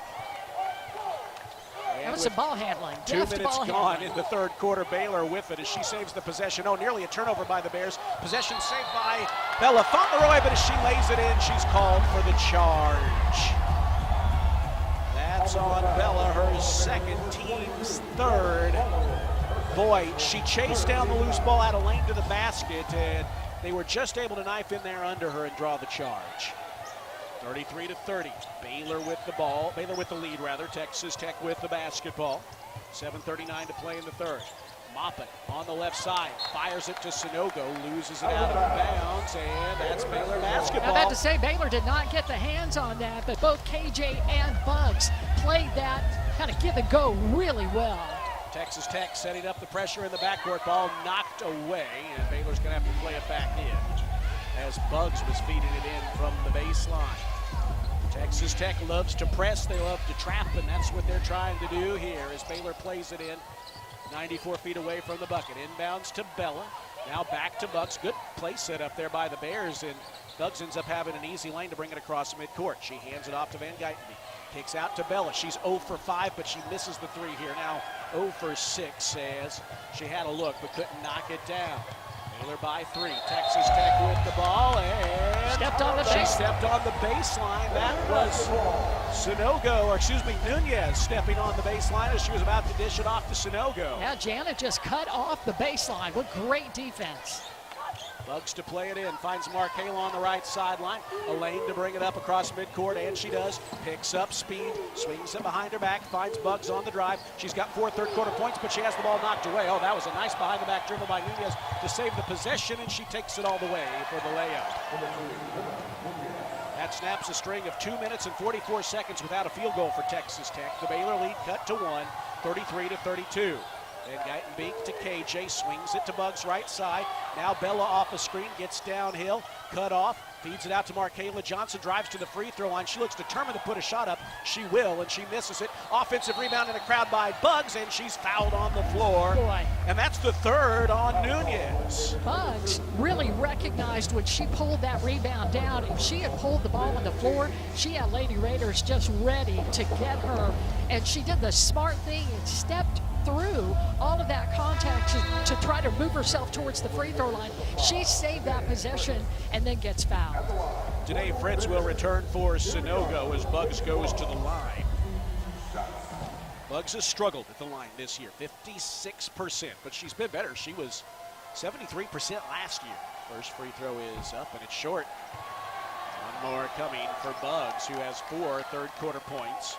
She's got 8 points, 5 rebounds, 2 assists for the Bears. Leading scorer remains Yuting Dunn, 9 points, 3 of 4 shooting off the bench. One more coming for Bugs. It's on the way, and that's perfect. Baylor by 2, 34-32, 6:38 to play here in the third quarter. Nunez now playing with 3 fouls, swings it over to Moppin.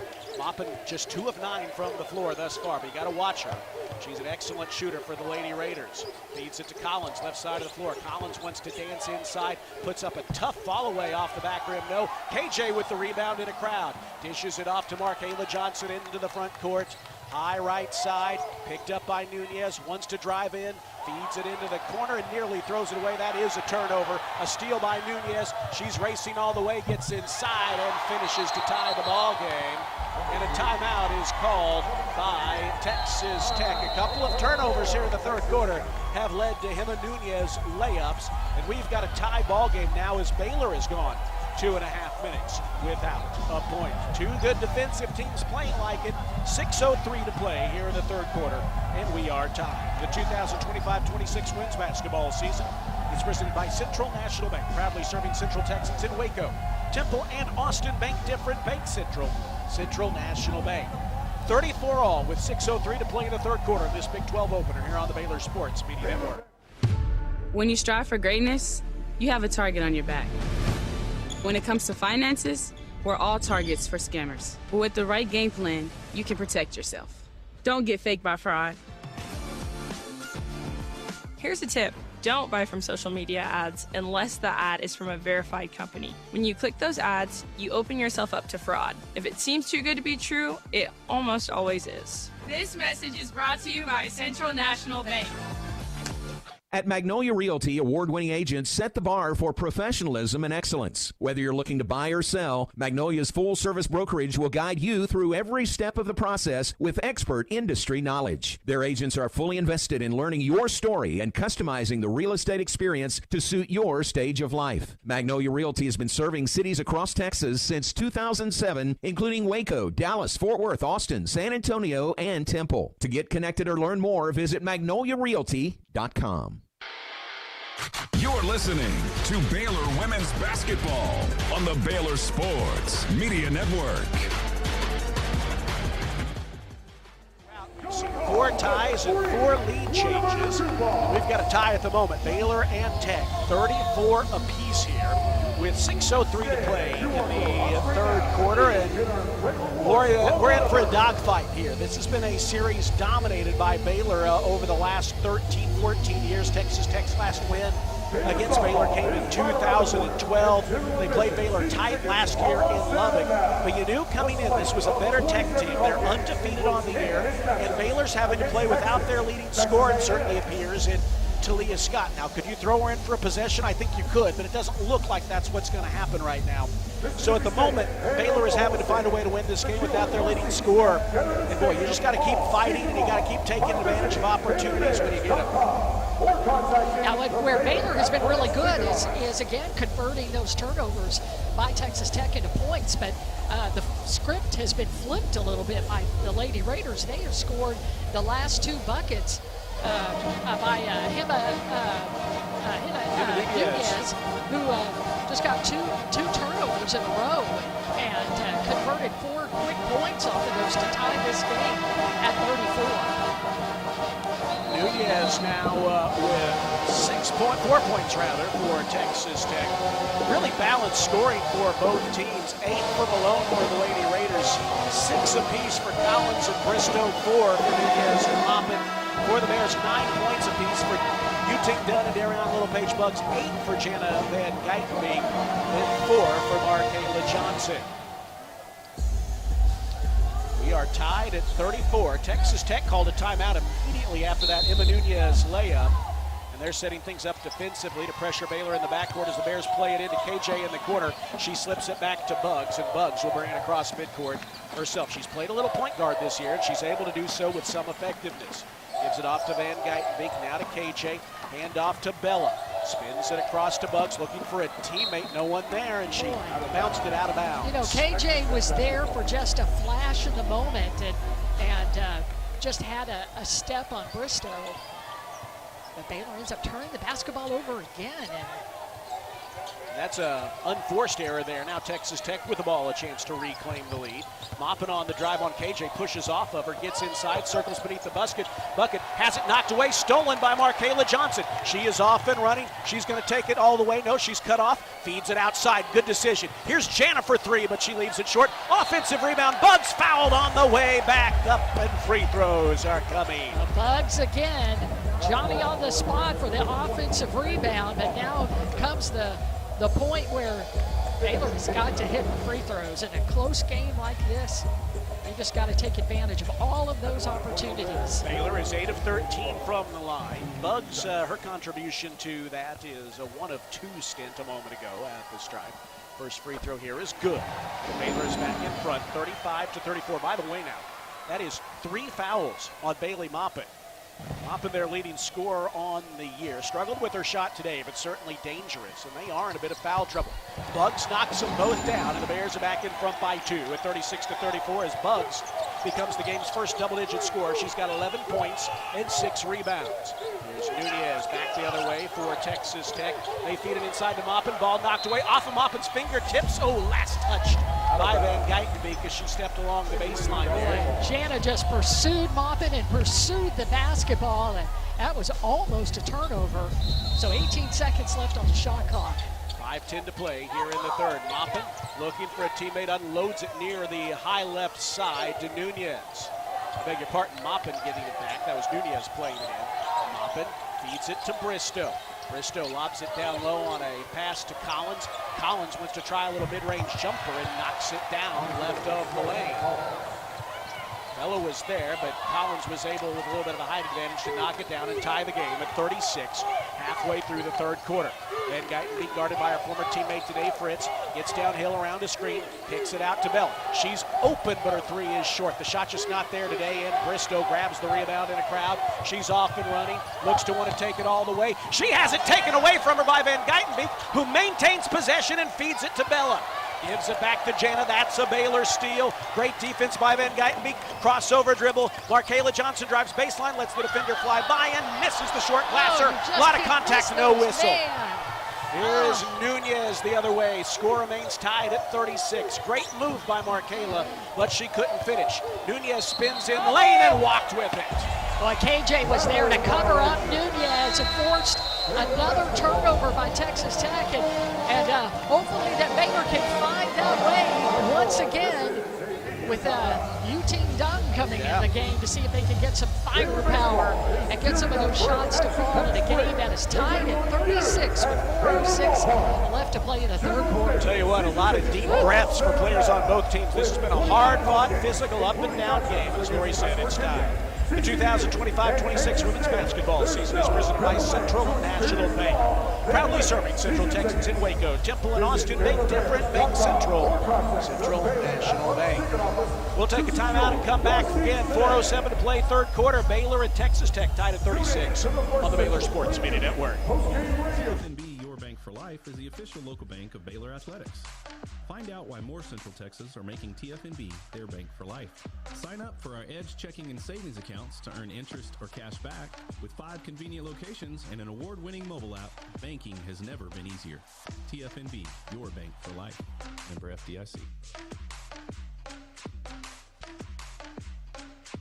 Today we have 2 very special guests on our program, introducing Lem and Lime. Hello. For Starry Lemon Lime Soda. Thanks for having us. What is Starry Lemon Lime Soda? It's a crisp, clear burst of lemon lime flavor, and it's caffeine-free. Between us, one of you must be a little more important to Starry than the other. Who is it? We're both important. So it could just as easily be Starry Lime Lemon Soda. No, that doesn't sound right. Oh, I like it. So you saying hip-hop could be hop-hip? Works for me. Starry Lemon Lime Soda.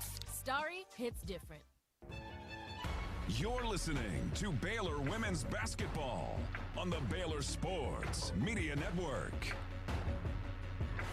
Tech in the Big 12 opener tied at 36.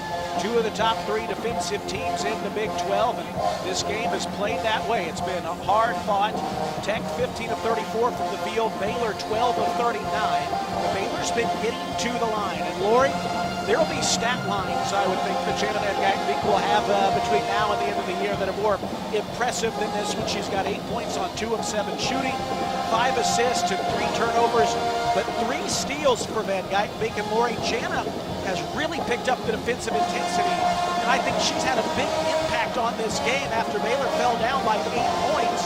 She didn't let Baylor fall too far behind. I think as Dunn was getting it done on the offensive end, Jana was really getting it done on the defensive end. I mean, those steals from Jana, those weren't just, oops, I just happened to get in the way and get a loose ball. That last one was just absolute larceny. She just pulled that out of Texas Tech's hands and just took off down the floor. So, my goodness. If you can get that same kind of defensive intensity out of Jana Van Geitenbeek, which you know is there, boy, that can keep you in a lot of games, that's for sure. Worth noting, Texas Tech is dealing with some, I won't call it foul trouble just yet, but Hima Nunez, their point guard, has 3 personal fouls that she has collected. She has 3, and then you've got multiple players with 2 apiece. Actually, Maupin has 3 as well. And then 2 apiece for Fritz and Collins. So they do have some issues there. Score tied at 36. Baylor plays it in. Kyla Abraham checked back in and hands it off to Buggs, who falls down, maintains possession. Coach Nicky tried to call timeout, but they didn't hear, and Bailey takes it away, and then compounding things, Buggs is called for a foul.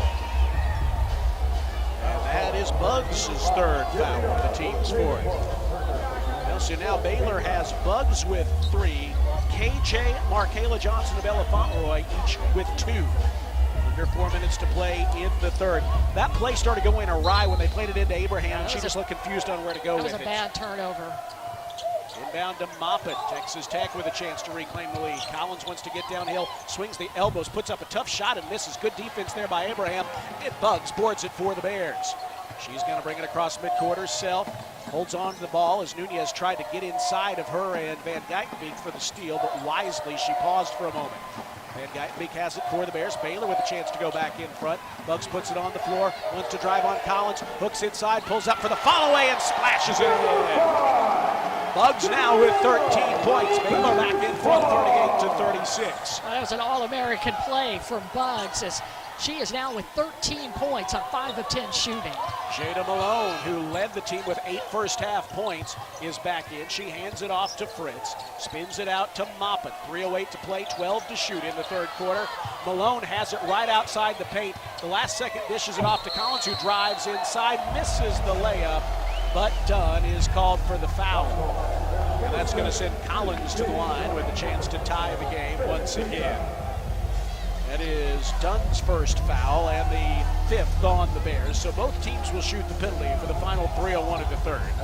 Tech 4 of 6 from the stripes. Netta Collins is 2 of 2. She's averaging 14 points per game on the year off the bench, and she's got 8. It's a career high number for the transfer from Ole Miss. Her first free throw is up and it rattles home. She was injured when Baylor played Ole Miss last year in the NCAA tournament.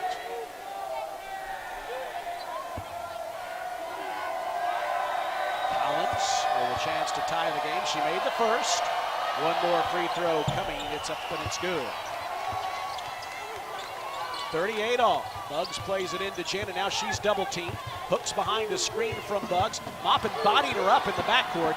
No whistle. Jana breaks it across midcourt, gets all the way inside, puts up a shot, misses. Offensive rebound by Kyla, and the putback is good. All sorts of contact. We needed you to do that. Offensive rebound. I can't believe a foul wasn't called at all. And now an offensive foul is called on Bailey Moppin.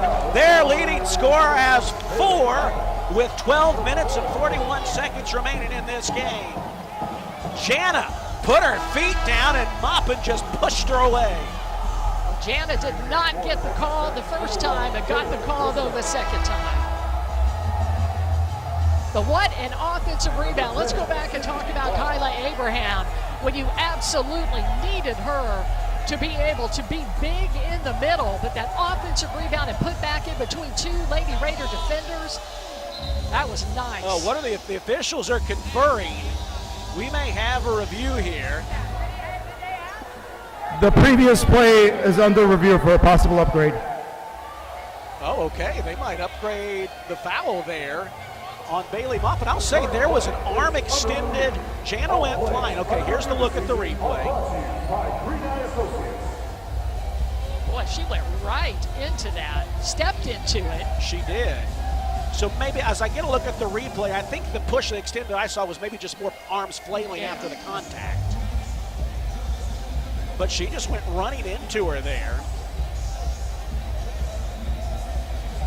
You know, as I watched that, Laura, even in slow motion, I don't think she was trying to bowl Jana over. It obviously happened that way. Upon review, the encore ruling of a common foul is confirmed. That seems fair to me, looking at the replay. By the way, they've given that second chance point to Dunn and not to Kyla Abraham. I didn't see Abraham, right? That was Abraham, yes. I wonder if we'll see if Colin knows that. Lori will inform Colin Pernell, our Paris correspondent, for part of the year, a very short part of the year, and our excellent communications director throughout the year. They're going to check that because that was Kylo, Lori. Right? Good. I knew I wasn't seeing things. You were not. Now, Uting Dunn will trigger the inbounds pass and does. Off of that turnover, Baylor has an opportunity to open up a 2-score lead here with 2.5 to play in the third. Van Geitenbeek being guarded by Fritz, feeds it middle of the floor to Bugs. Bugs on a handoff to Markayla, moving from right to left. She turns and fronts the basket, feeds Dunn. Dunn back to Markayla, drives downhill, gets inside, cut off, swings it out to Abraham. 8 seconds on the shot clock. Abraham needs a teammate to get it. The ball knocked away. It's loose on the floor. Van Geitenbeek feeds it to Bugs. It's loose again. She's going to have to throw it up there. Not fouled. It's lost out of bounds. Boy, that was a possession that went awry right in front of us as the ball kept getting pinballed away after Abraham lost it. Baylor just couldn't quite grab it, and Bugs touched it last before it trickled out of bounds beyond the end of the Baylor bench. A lot of contact, but I will say, you may find us saying that a lot. They're letting contact go on both sides. Yes. On both sides. Yes. So we'll work to be fair on that. If that's the game it is, just let teams play that way. And again, you did have players from both teams are playing hard in this game, and I think the officials are allowing that to be the case. Here's Bristow, right elbow for Texas Tech, down by 2. They're going to kick it out to Love, who misses a 3. Rebound chased down in the corner by Fritz. Oh, that was good hustle. She threw it off of Bugs out of bounds, and that saves the possession for Tech. That was good hustle by Fritz. Yeah, give her credit for that. That saved the possession. She's going to play it in from the baseline. Under 2 minutes to play here in the third. Tech plays it in to Bristow, left wing. Up top to Love, running the point for a moment in place of Nunez, mopping out for the time being with 4 fouls. Collins takes the feed outside, 9 on the shot clock, out to Love, lobs it in the post to Collins. Shaded, Malone, I beg your pardon, spins around and has her shot blocked by Kyla Abraham. Baylor, the Big 12's leading shot blocking team, sends another one out of bounds. And they have 3.2 seconds to get off a shot as they will play it in from the baseline. See what they run here. 3.2 seconds for Tech to clear a shot, having trouble getting it in. They play it into Collins, pops a jumper at the free throw line and misses. Rebound chased down by Dunn. Dunn along the right sideline feeds it ahead to Bucks. Wild stretch here, but Baylor holds on to it and then slows down with under 1.5 minutes to play in the third, up by a score of 40-38. Dunn with a crossover dribble. Angles to the top of the arc, tries a step back. Free splash! Uting Dunn knocks it down, and the Bears are up by 5, 43-38. A confident step back from the first-year Bear. Now Collins back the other way for Texas Tech. 1:07 to play. Danae Fritz has it high on the left side. 15 seconds to shoot. Malone takes the feed at the free throw line, sends it out to Love. Single digits on the shot clock. Love out to Fritz. 6 seconds to shoot. Fritz having trouble. She puts it on the floor. Wants to bang her way inside. Good defense by Jenna Van Geitenbeek, who forces the air ball. Oh, but they did get a hand on it, Baylor did, so maybe Van Geitenbeek partially blocked it. Now Texas Tech has 1.1 seconds to clear a shot, so it's going to have to be a catch and shoot. Coach Nikki frantically, I think, calling for timeout. I think she wants to maybe see a review if that basketball did, in fact, go off of Jana's hands. So they are going to come look at it. I'm sorry that Coach Nikki had to almost go out to the corner of the BU to be able to get the officials' attention. Yeah, I think the officials are reprimanding her a little bit, but she had to get their attention because Tech was about to play it in. Baylor is appealing the previous out-of-bounds play. All right. Here's the result of this call. Either it's Baylor ball or Texas Tech will have 1.1 seconds to clear a shot. We're down to 48.7 seconds to play in the third quarter in what's been a frantic game here against Texas Tech in the Big 12 opener. Frantic is right. I don't know what your heart rate is, but I feel it. I'm going to have to go lay down after this game. But you know what? I think both teams are just trying to get to the third quarter so they have some extended time to go sit down. I don't think Baylor got a hand on that, Lori, looking at the replay. Oh, no. Absolutely not. That should be Baylor basketball. Now, the rule this year is if you can challenge, but if you are not correct, if it's not overruled in your favor, you're charged with the timeout, and you do that twice, then you are out of challenges. Well, you know that Coach Nikki had to feel good about that challenge. She wouldn't give up a timeout like that, especially going out almost a half court to try to get the attention of the officials. The officials are taking a long look at it. I do have a slight worry, Lori, that, let's just see. They're going to tell us. Upon review, there is clear and conclusive evidence that the ball was not touched by Baylor. It is going to be Baylor basketball. The game clock will be reset to 48.9 seconds. That's what they were looking at more closely, because he turned around and looked at the clock. Shot clock wouldn't matter if it were a call that did not go in Baylor's favor. You know, I always worry on these that they might think, well, maybe they should get a hand in there, but they didn't. They said clear and conclusive. So now Baylor will play it in. Having trouble getting it in last second to Abraham, who gives it back to Buggs. Races into the front court with 45 seconds to go and hands it off to Van Geitenbeek. She has gone the distance in this game and likely will. She's got it in midcourt, harassed offensively by her former teammate today. Fritz nearly throws it away, but Dung is able to grab it, floats inside and can't get the rebound to fall. And then as Abraham skies for the offensive rebound, an offensive foul is called on the Bears inside on Dunn. Yu-Ting Dunn called for her second foul. Boy, I tell you what, Abraham was soaring above the crowd for an offensive rebound, and Dunn was just called for a foul inside there, and now Bella Fauntleroy is going to return. Well, the second thing, too, that Kyla Abraham did was to not be indecisive with the basketball on that inbounds play. She made a quick handoff so Baylor could get the ball up the floor, but now Texas Tech will rebound, and they've got a shot at the last second of this third quarter with Baylor up by 5. Yeah, just a few tenths of a seconds between the clocks, so they can drain it if they want to. Down to 20 seconds to play in the third quarter. Baylor up 43-38. Texas Tech with the ball. Emma Nunez has it, guarded by Jana. Coach Tony shouting out defensive instructions. Down to 8 seconds to shoot. Nunez switched off by Abraham, who pushes her out near mid. A touch foul is called on Abraham. That has everyone in green and gold on their feet here at Foster Pavilion. A great switch off defensively by Abraham, who is called for the foul. Okay, here's what I think they called. She got the hand hooked in there. We couldn't see that. I think that's got to be what they called, right? That, as far as how that changes the course of Nunez, it doesn't. But they will call you on that hand check if you just put your hand down.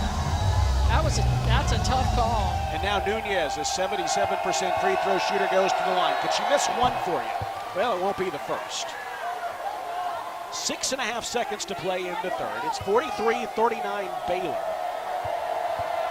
One more coming for Nunez. It's up and it rattles out. Abraham with the rebound. They're trapping in the backcourt. She's having trouble. Gives it to Bella. Bella's going to have to let it fly, but she won't get the shot off as the third quarter ends. A 4-point Baylor lead, 43-39, as Baylor holds Texas Tech without a field goal for the final 4:57 of the third quarter. And this hard-fought game is headed for a hard-fought fourth quarter with Baylor in the lead. I want to say thanks once again to everyone watching on the Courtside Cam, brought to you by NextLink, reliable, high-speed internet for your home or business. To the fourth quarter we go in the Big 12 opener. 15th ranked Baylor 43, undefeated Texas Tech 39 on the Baylor Sports Media Network.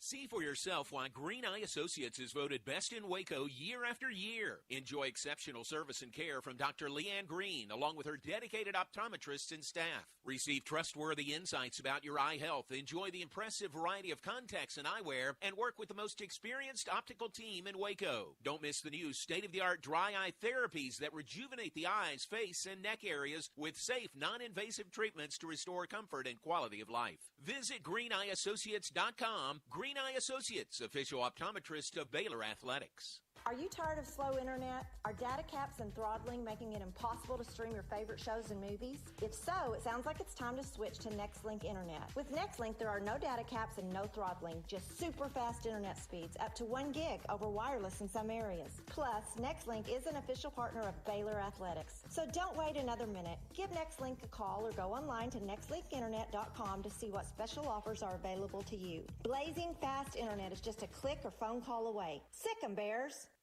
You're listening to Baylor Women's Basketball on the Baylor Sports Media Network.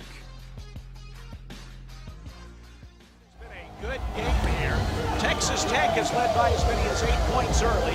Baylor is led by as many as 5 points late. And here, as we head to the fourth quarter, our score, Baylor 43, Texas Tech 39. Baylor is led in scoring by UT Dunn with 14 points. Dariana Littlepage Buggs has 13. Texas Tech is led by Snetta Collins with 10. Lori, defense has got to continue to be the name of the game here in this one, though, as we head to the fourth quarter. Can Baylor withstand the pressure that Texas Tech has thrown their way? They have so far. They've got to continue. And then for Texas Tech, what are they going to do? Baylor has held them to 2 of 15 beyond the arc. And then that defense inside at the rim has been fantastic. So interior has been good as it's been all year for the Bears. And you got to keep that going for another 10 minutes. Woo! I mean, what a game. And in 2 of the hustle stats right now, Baylor leads in points off of turnovers, 14-10, and they have a decisive lead in second chance points at 12-4. And we know how Dariana Littlepage Buggs has been able to find space to be able to get an offensive rebound and put that. But Kyla Abraham got a big one as well that allowed Baylor to retake the lead late in the third quarter. Tell you what, this isn't a bad crowd in here. They've made a lot of noise for this team, and Baylor playing certainly would appear without their leading scorer, Talia Scott, who was a game-time decision, has not played. They've needed this crowd today, and the crowd has responded. Baylor will have the basketball to start the fourth quarter with Van Geitenbeek, Dunn, Fauntleroy, Markayla Johnson, and Abraham. First possession for the Bears. It is Jan around an Abraham screen. Swings it right side to Markayla Johnson. Puts it on the floor. Slices to the free throw line with the dribble. Leans inside. Puts up a tough left-hand scoop that falls home. Markayla Johnson with 6 points, Lori. And what a move using her pivot foot to be able to get possession or position. Bristow clears space with a bit of a push-off, misses the mid-range jumper. They get the offensive rebound back. She's going to drive inside again. Cut off by Abraham. Good defense. Feed it in the corner. Collins is open for 3, but it's no good. Weak side rebound is spiked off the floor, and it will stay with Texas Tech. They'll get a fresh 20.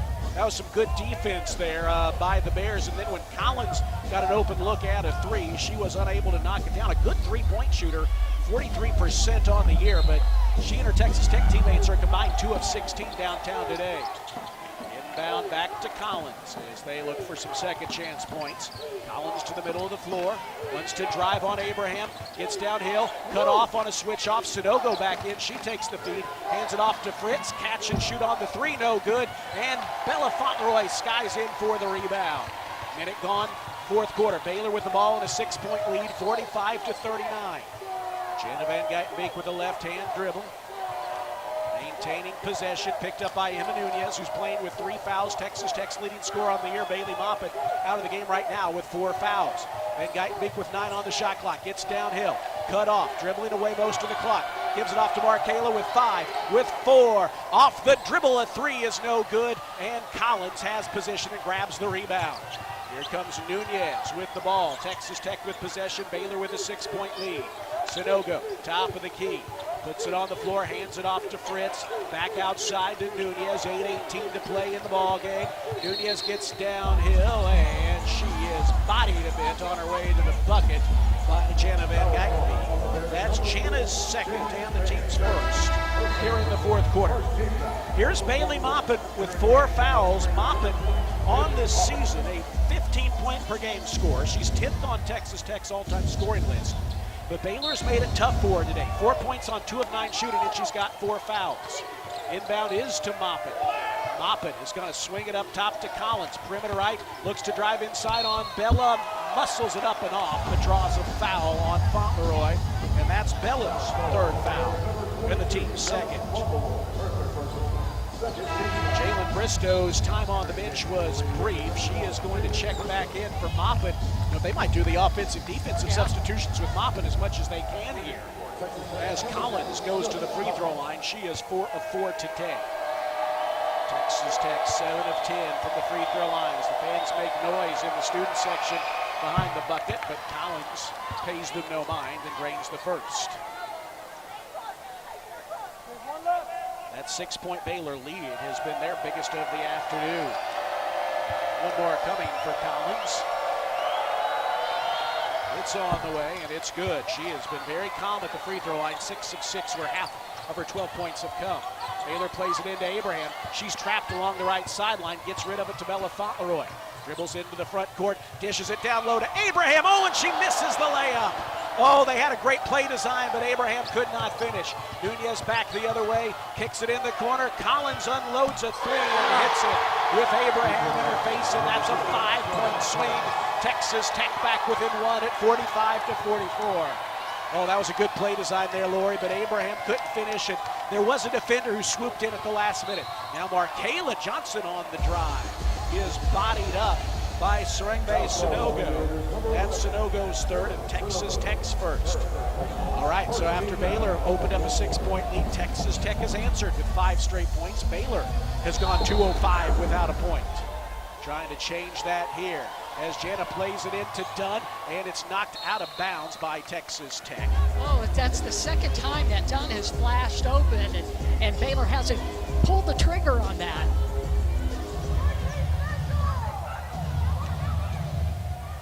If you can get easy buckets in a game like this, you got to do it. Jana plays it in the corner to Dunn. Open for 3. Count it! She's in! Put her on the line! They realized she was wide open, came flying in and fouled her as she hit the 3. The Baylor lead is 4, and Dunn can make it 5. The foul on Collins is her third. That gets the Baylor bench and this crowd here at Foster Pavilion alive. Fauntleroy will check out, and Bugs is back in.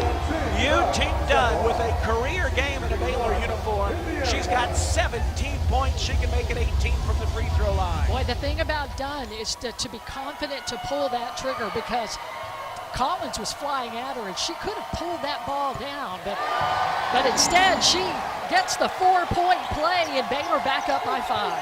Wow, so just like that, after Texas Tech had scored 5 straight points, Dunn gets 4 on 1 play. Boy, Baylor goes to a zone defense. Interesting, a new look here. Sonogo sends it out to Collins. Collins on the drive, pulls up for a tough mid-range jumper and hits it. She's got a good mid-range game. Well, she got Dunn up in the air, and that gave her space to where she could pull up and uncontested.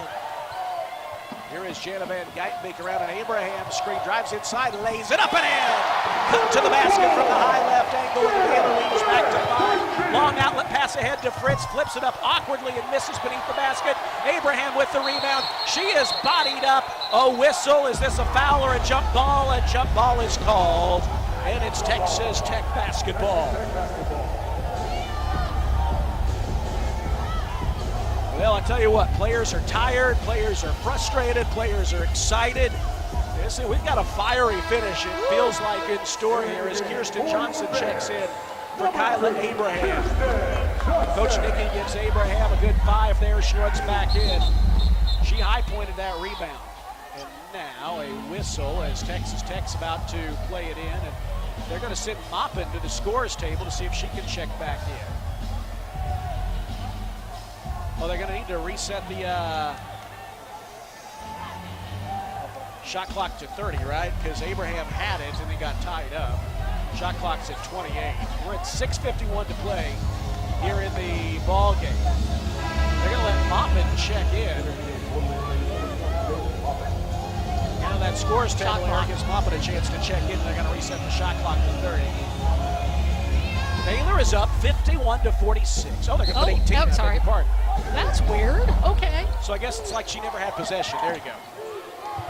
There's a pass off the inbounds up top to Bristow. Drives inside, puts up a tough left-hand runner. No. Offensive rebound, no. And a putback is good by Sonogo. 6 points for Sonogo on 3 field goal attempts. 6.5 to go. The Baylor lead is 3, 51-48. Then Geitenbeek hands it off to Bugs. Bugs looks for Dunn on a cut, can't find her.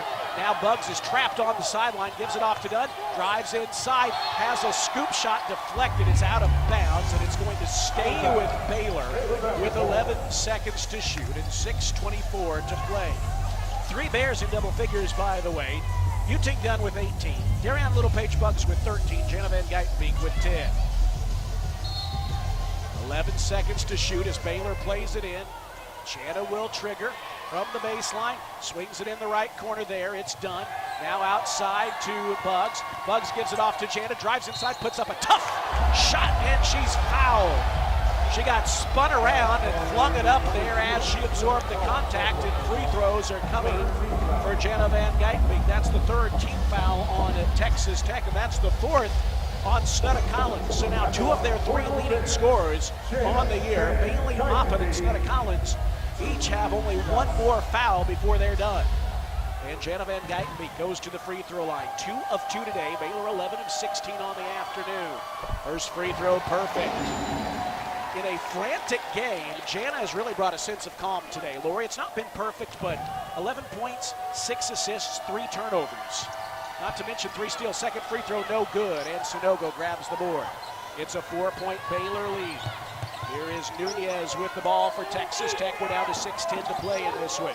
Nunez, middle of the floor, swings it to Bristow. Open for 3, no good, too strong. Weak side board, they're grabbed by Collins, and a nifty baseline reverse layup falls home. 2 straight buckets for Texas Tech that are scored off of offensive rebounds. 19 points for Collins. The Baylor lead is 2 at 52-50.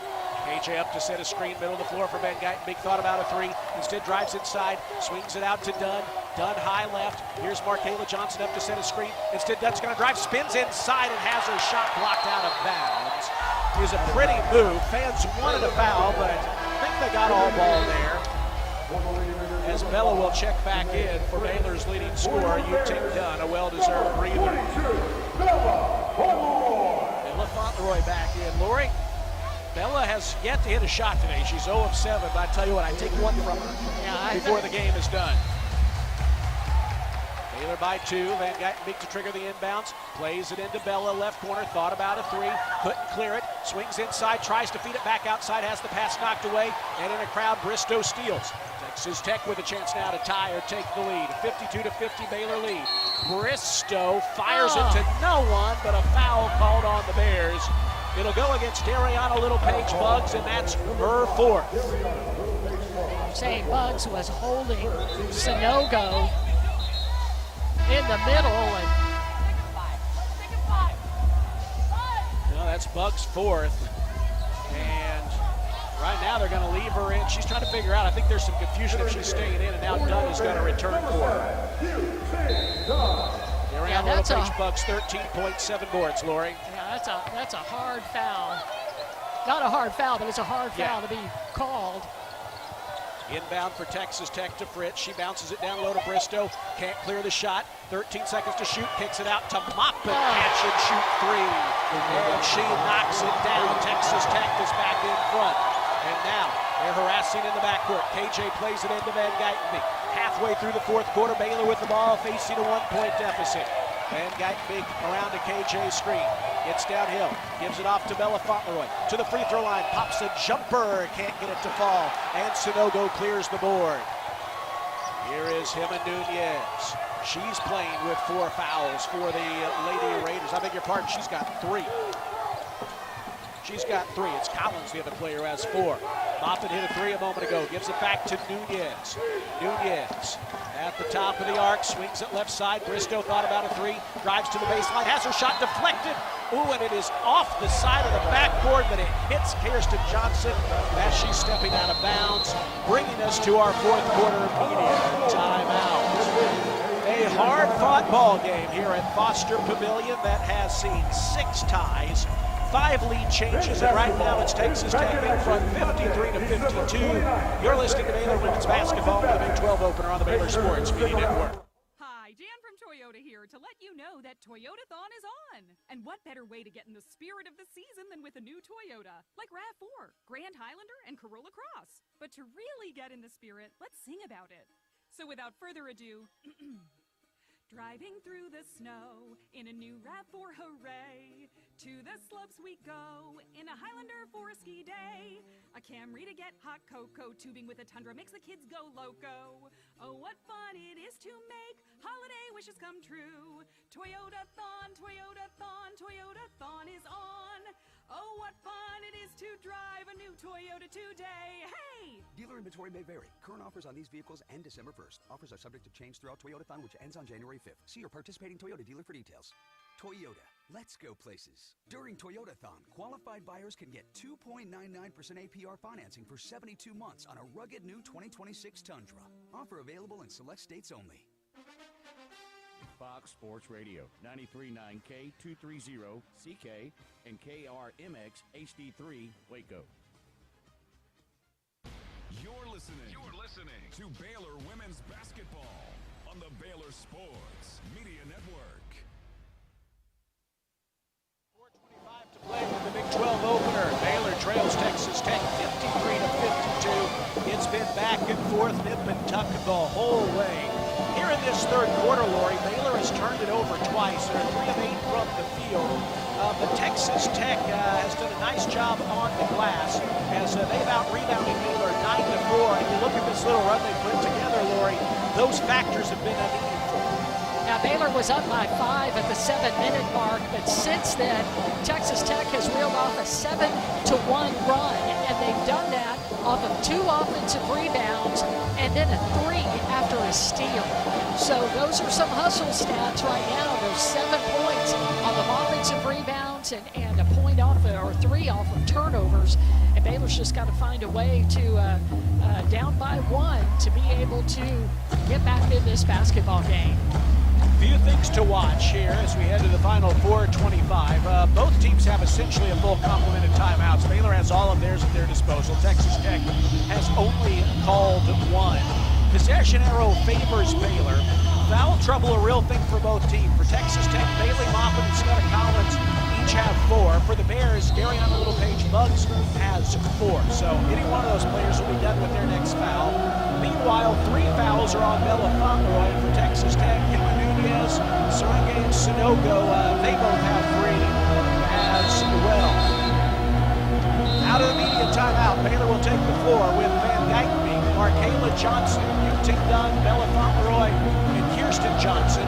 Texas Tech will play it in. It'll be Emma Nunez, Bailey Maupin, Bristow, Sunogo, and Fritz. Inbound to Maupin. They find Bristow cutting to the basket, and she's got a chance at a 3-point play. Well, when they put a run together early, those cuts to the bucket paid dividends for Texas Tech. If they get one here, they've got a chance to make it a 4-point game here, as their run here is now 8-1, and Bristow can make it 9-1 from the line, where she is at 78%. That foul on Kirsten Johnson is her 3rd and the team's 4th. Free throw no good. Bella Fauntleroy with the rebound. So it remains a 1-possession game, 55-52. Dunn will bring it up for the Bears. Nunez picks her up, and she wisely dishes it off to Van Geitenbeek. Danae Fritz guarding her. 4:10 to play. Jana's gone the entire way. Flips it to Dunn. Right wing step. Back. 3 is good, and we're tied again. Yuting Dunn coming into her own here in a Baylor uniform today in her first game in a Big 12 contest. She's got 19 points. Sunogo has the top of the arc. Gets rid of it outside to Nunez. Nunez gets downhill on Johnson. Kicks it out to Bristow. Extra pass to Maupin. She's dangerous, but she leaves the 3 short. Nunez, though, chases down the weak side rebound. However, she had the ball on the baseline when she touched it. Everybody along Champions Road made that call, saying that Nunez stepped on the sideline, and Buggs will come back in, so she's coming back in, kind of like Texas Tech with Maupin. With 4 fouls, you come in on the offensive side of the ball. Baylor plays it into Jana with a chance to reclaim the lead. We're tied at 55 with 3.5 minutes to go. And Geitenbeek switches over the left hand, guarded by Nunez near midcourt, around the screen, swings it to KJ, who is called for a travel as she begins the drive. Man, you got your stop, you got the turnover that you needed, and I think KJ is so good on those plays out there where she pulls the trigger on the 3. And I think that was in her head, and she took an extra step, like, I'm not going to shoot a three, I'm going to drive the ball, and just got caught with the extra step. Collins back in on the offensive possession. She's their leading scorer with 19, tied with Dunn for the game high. Collins wants to drive inside, hangs right in the lane, and throws it over everything. Rebound to the Bears, knocked out of their hands by Texas Tech, but it's going to stay Baylor's basketball with 3:05 to go. Another offensive defensive possession. Fritz is back in for Collins. Markayla Johnson is in for Kirsten Johnson and for Bella. So Bugs is going to stay in here on the offense. Bugs playing with 4 fouls right now. And look who is getting ready to check in for the Bears with 3:05 to go. Talia Scott makes her way to the scorer's table. Under 3 minutes to go. We are tied at 55. Here is Van Geitenbeek around a Bug screen to the right side of the arc. Kicks it in the corner to Markayla. Puts it on the floor. Tries to kick it in the corner. Oh, that's been a problem for her today. It's tipped and stolen by Texas Tech. Bristow into the front court. Swings it to Danae Fritz out to Nunez. High on the right side. Finds Sanogo. Now to the right wing to Fritz. They're weaving top of the arc. It's Maupin. Maupin with the dribble, moving to the left perimeter. Shot clock at single digits. We're under 2.5 to play in a tie ball game. Maupin determined to shoot. She gets to the basket around his screen and lays it in. Texas Tech back in front, 57 to 55, as Coach Nikki uses her first timeout. Texas Tech in front, 57 to 55. Boy, Maupin got around the screen and there was no one there to contest that layup. And now Talia Scott has checked into the ball game. So Lori thought maybe we weren't going to see her, but here's our answer. Baylor's leading scorer, one of the nation's top 10 scorers, playing with an ankle sprain, but she is playing now. She averages 22.6 points per game, and not going to score 22 points, but I'll tell you what, 2, 4, anything would be good for the Bears right now. Yeah, I mean, the fact that she's got some fresh legs coming in the game, and maybe taking a little bit of pressure off of players like Markayla Johnson and Jana Van Geitenbeek, although Jana has just played an amazing game, taking care of the basketball and running her team, getting them into actions. Well, there's the applause for Talia Scott. She has a little bit of a small brace, a soft brace on her right ankle. Inbound to Jana Van Geitenbeek. So it's Van Geitenbeek, Bugs, Scott, Dunn, and Abraham for the Bears with the ball. Down by 2, 2:12 to play. Jana directs traffic. Here comes Talia off the screen. Flips it back to Van Geitenbeek. Back to Talia. Swings the elbows. 13 seconds to shoot. Talia into the corner. Gets to the baseline. Dishes it off down low to Abraham, who ties it from the left block. Abraham is so good from the left hand. That's why they ran that play to get that ball to her. Talia gets an assist the minute she comes in the game. We're tied at 57 all, and a whistle away from the ball, and an offensive foul on Texas Tech. Gives it back to the Bears. Sanogo picks up her 4th. That's the 4th on the Lady Raiders. Both teams will be shooting the penalty for the final minute, 47. 57 all. Bugs having some trouble getting it in. Plays it into Jana, racing up the right sideline, across midcourt, double team, bodied up, lost the ball. A tie-up is called, and it's going to stay with the Bears with 101 seconds remaining in this game. Tied at 57. Boy, they set that trap right as she spun around the screen, and luckily for the Bears, they have the possession arrow. Boy, you know, a lot of up and down, hard-fought game here, and they're really drying a lot of sweat off the floor there as the players hit the deck. Now managers come from both sides, ball girls come as well, and we're back to play. Bugs will play it in from the right sideline. Jana comes and gets harassed by Nunez. 22 seconds to shoot, 1:36 to play in this one. We're tied at 57 all. Van Geitenbeek swings it perimeter right to Scott. Guarded by Fritz. Scott playing on a sprained ankle, drives inside, gets downhill, has her shot blocked, and Sanogo comes away with it. 1:20 to play now. Texas Tech has a chance to go in front. Maupin is open for 3, but she missed it. Fight for the rebound, and Dunn had a hand on it, but a jump ball is called, and it's going to stay with Texas Tech with 1:14 to go. Everything is contested here. Now Markayla Johnson will check in for the Bears along with Bella Fauntleroy. And a timeout is called by Texas Tech. That's their second. So Texas Tech, Lori, will have 20 seconds to clear a shot in this tie game out of the timeout. So they're drawing up a play right now.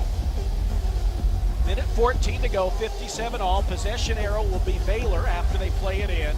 Neither team has a foul to give. So Talia Scott is out of the game at the moment, but I could very well see whatever happens here, Coach Nikki calling a timeout to get her back in as well. Well, you know, she did exactly what we expect her to do, is to go and attack the rim.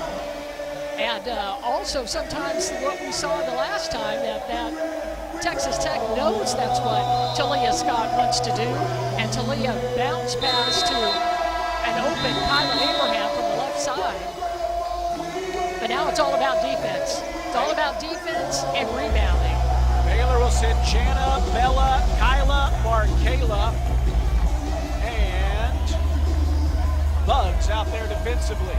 It'll be him and Nunez to play it in. They'll have 20 seconds to shoot.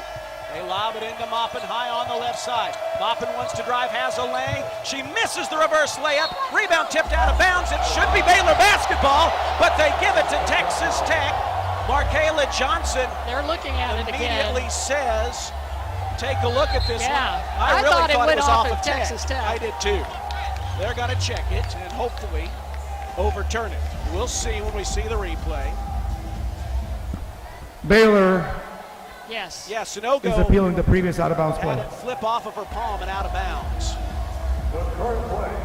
Hey, Lori, by the way, let's go back to that defensive play there. They had a play set up for Maupin to get a layup, and the help side from Kyla, she came swooping in, and that changed the trajectory of the play and forced her to badly miss the layup. You know, you got to give a lot of credit to Kyla for that, because that wasn't even close to going in for Maupin.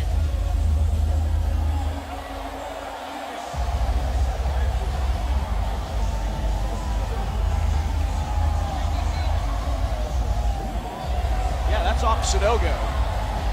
Looks to me like Bella's fingertips are completely under the back of Sunogo's hand, and she knocks it out of bounds. So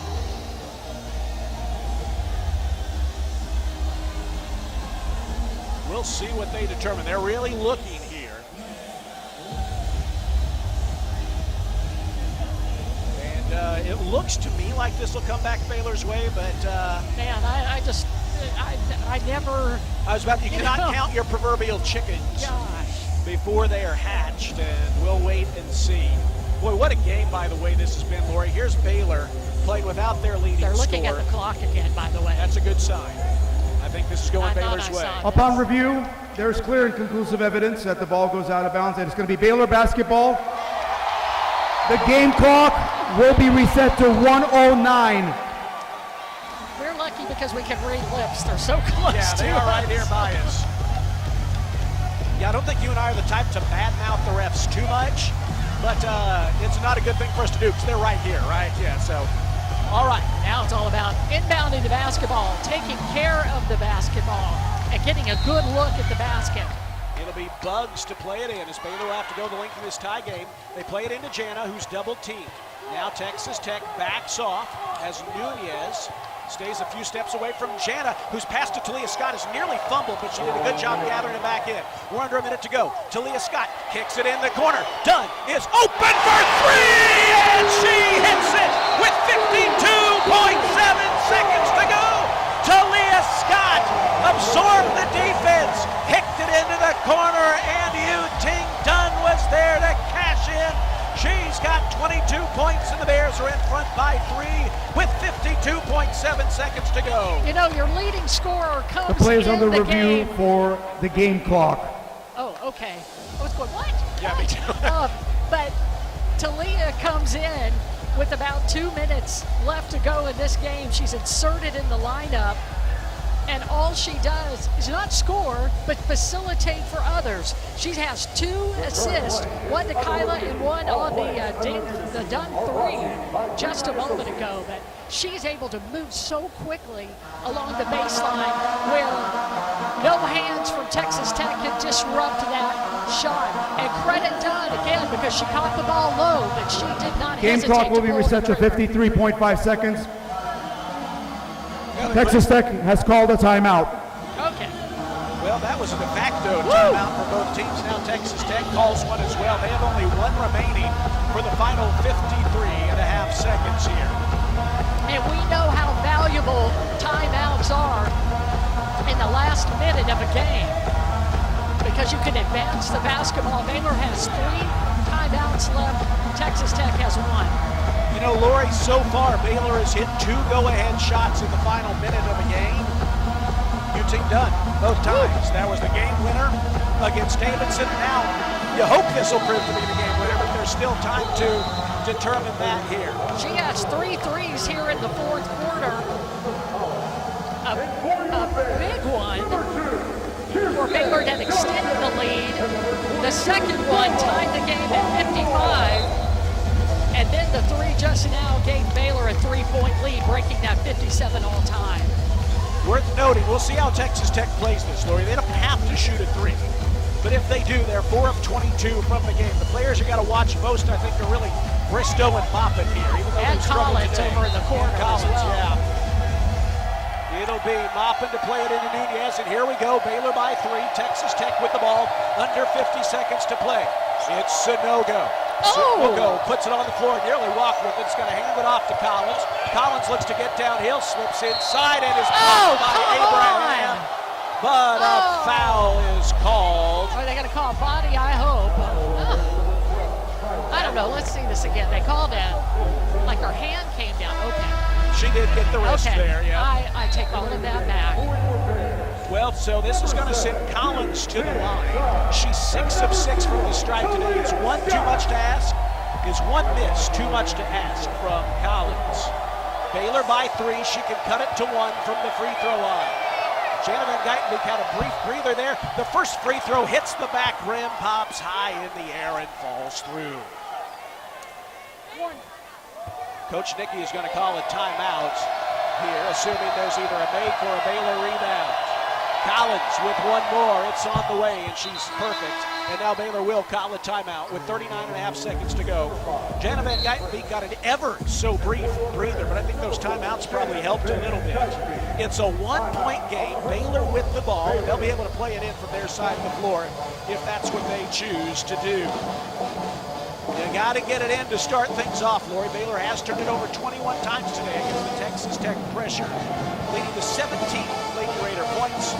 Baylor has 14 points off of Texas Tech's 18 turnovers, but Coach Nicky's drawing something up here. You got to get it in and, drain a little clock here, you would think, and see what you can get. Well, number 1, you got to take care of the basketball. You got to inbound it, take care of it, get yourself into some actions, and then just go score. Or if you're fouled, make sure that you are good from the free throw line.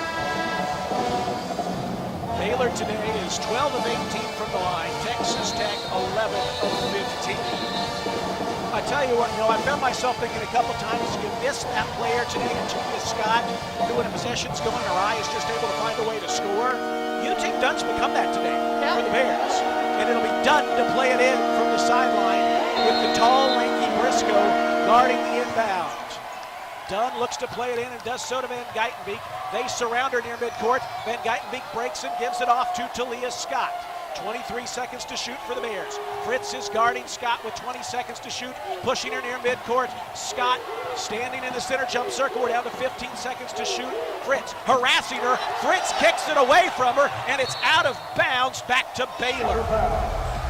Baylor basketball. I guess that was off of Scott's foot because I thought that Fritz kicked it. They tipped it. Yeah, they tipped it off her foot. And Baylor's going to now play it in from three-quarters court. 20 seconds exactly to go. 10 seconds to shoot. Bugs to play it into Scott. They're just going to go. Scott racing into the front court with 7 to shoot, with 6, with 5. Left wing pulls up for mid-range jumper. It's an air ball. Maupin collects the rebound and calls a timeout with 11 seconds to go. Baylor is going to need a defensive stop here, clinging to a 1-point lead. Well, Talia Scott taking her first shot since last Sunday. Just didn't have a lot of air under it. And now Baylor's going to need a defensive stop here. 11 seconds to go. Bella Fauntleroy and Markayla Johnson check back in. Baylor has no fouls to give. Texas Tech will have 11 seconds to clear the shot and can ostensibly play it in from their side of the floor. They can. We'll see if they do. Abraham checks in for the Bears as well. So a defensive lineup coming in for Coach Nicky. And now the officials will take a look here, probably to see how much time was left when Maupin called the timeout. I would say watch for the drive. I mean, that's where Seta Collins has been most effective in putting the ball on the floor, driving, getting fouled, and she's perfect for the free throw line. The officials are checking the clock here, and I think they say that they give a thumbs up to the clock operator, who got it right. Well, time for this Baylor defense. Baylor has the third best defense by points allowed in the Big 12, third best in the Big 12, and top 10 in the nation in field goal percentage, and they need a stop here. Texas Tech is going to play it in from their side of the floor with Nunez, Fritz, Zanogo, Bristow, and Maupin. Baylor with their best defensive lineup on the floor. 11 seconds to go. Nunez is going to play it in, having some trouble. Bounces it into Bristow. Bristow drives inside, lost the ball, got it back. 7 seconds left, kicks it along the baseline. Maupin puts up a drive, misses, but she's bailed out by a late whistle. With 3.4 seconds to go, she can give Texas Tech the lead at the free throw line. Here's the replay, Lori. She drove baseline. Bella shuffled. She shifted. And now Maupin, an 81% free throw shooter, can give Texas Tech the lead from the free throw line. Crowd roaring. First shot is up, and it's good. If she makes it, Coach Nicky has 2 timeouts, and Baylor will try to draw something up. Score tied at 60. A free throw now by Maupin to give Tech the lead. It's up, and it's good. And the Bears, down by 1 with 3.4 seconds to go, call a timeout. 2 clutch free throws by Bailey Maupin give Texas Tech the lead. Now the Bears will try to walk off with a win here somehow, as Coach Nicky calls them into the huddle. Probably see some substitutions here. All you need is a bucket of some sort, or a foul. Worth noting too, Lori, if Baylor has trouble getting it in, you have a timeout. And one thing is what you know that Texas Tech is going to do is try to make sure that they throw the ball. Baylor throws the basketball back towards the half-court line. Baylor doesn't have enough time to be able to maneuver by doing that, so it's got to be a really good inbounds play, because again, you don't have a lot of time to put the ball on the floor and make an extra couple of passes. Well, both teams have done a good job managing their players with 4 fouls. Collins and Maupin for Texas Tech. Bugs for the Bears have been able to go the distance. Baylor is down by 1. They're going to have one last chance to win it here in the Big 12 opener. Texas Tech undefeated. Baylor trying to change that. Timeout is over. The Bears will break the huddle with Van Geitenbeek, Bugs, Dunn, Markayla, and Bella Fauntleroy. It'll be Fauntleroy to play it in. A tall lineup out there for Texas Tech. Baylor trying to win it here, down by 1, 3.4 seconds to go. Bella to play it in. She's looking. She's having trouble. Spins it into Dunn. Dunn goes baseline, drives inside, lays it up and off! And Texas Tech wins the opener, 61-60. A good play design, even with the good defense by Tech. Dunn drove inside, had to knife at the last second, and left the layup attempt short. And Texas Tech claims the win in the Big 12 opener, 61-60 on the Bears. Well, that's a tough way to lose on 4 free throws in the last minute for Texas Tech. Baylor had its opportunities, and they did design a really good play, and Dunn again just goes into attack. And she was not fouled by either player. You got to give credit to both Sanogo and Collins. And Dunn just could not get enough on that double pump to be able to get it off the corner of the glass. Well, Texas Tech certainly excited. Their 31-game losing streak to the Bears comes to an end today as they claim their first win over Baylor since 2012. Tough one for the Bears. Fought hard, fought most of it without Talia Scott, and really fell just inches short in this one in the end.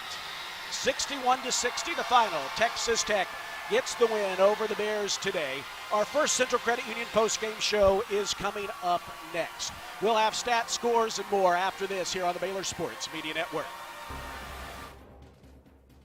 Do you want to earn points while cheering on your favorite Baylor teams? Join Baylor Bold Rewards. Track your attendance on the Baylor Sports app across athletic events and earn points towards prizes and experiences. Download the Baylor Sports app or register online today at BaylorBoldRewards.com and start earning your points today.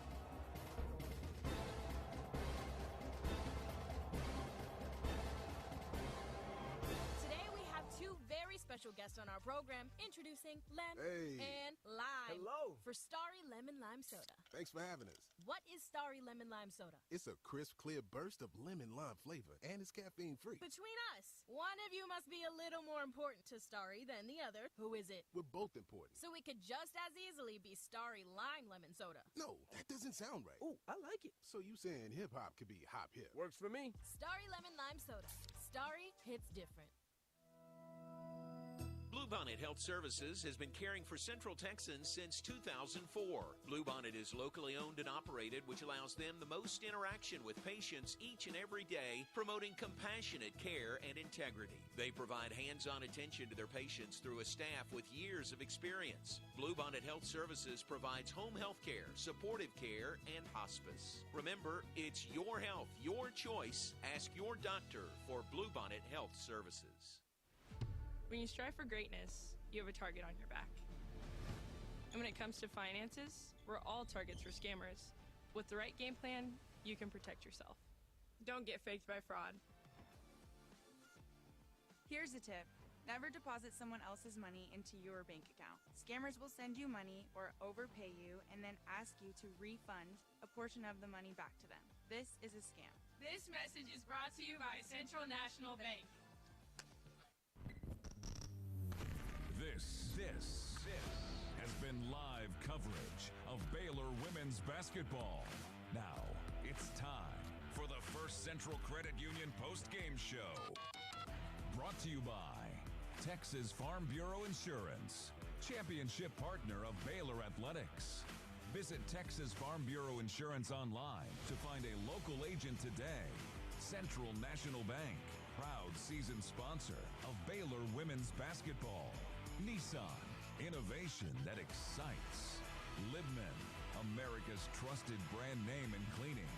Premier ER and Urgent Care. Feel better now.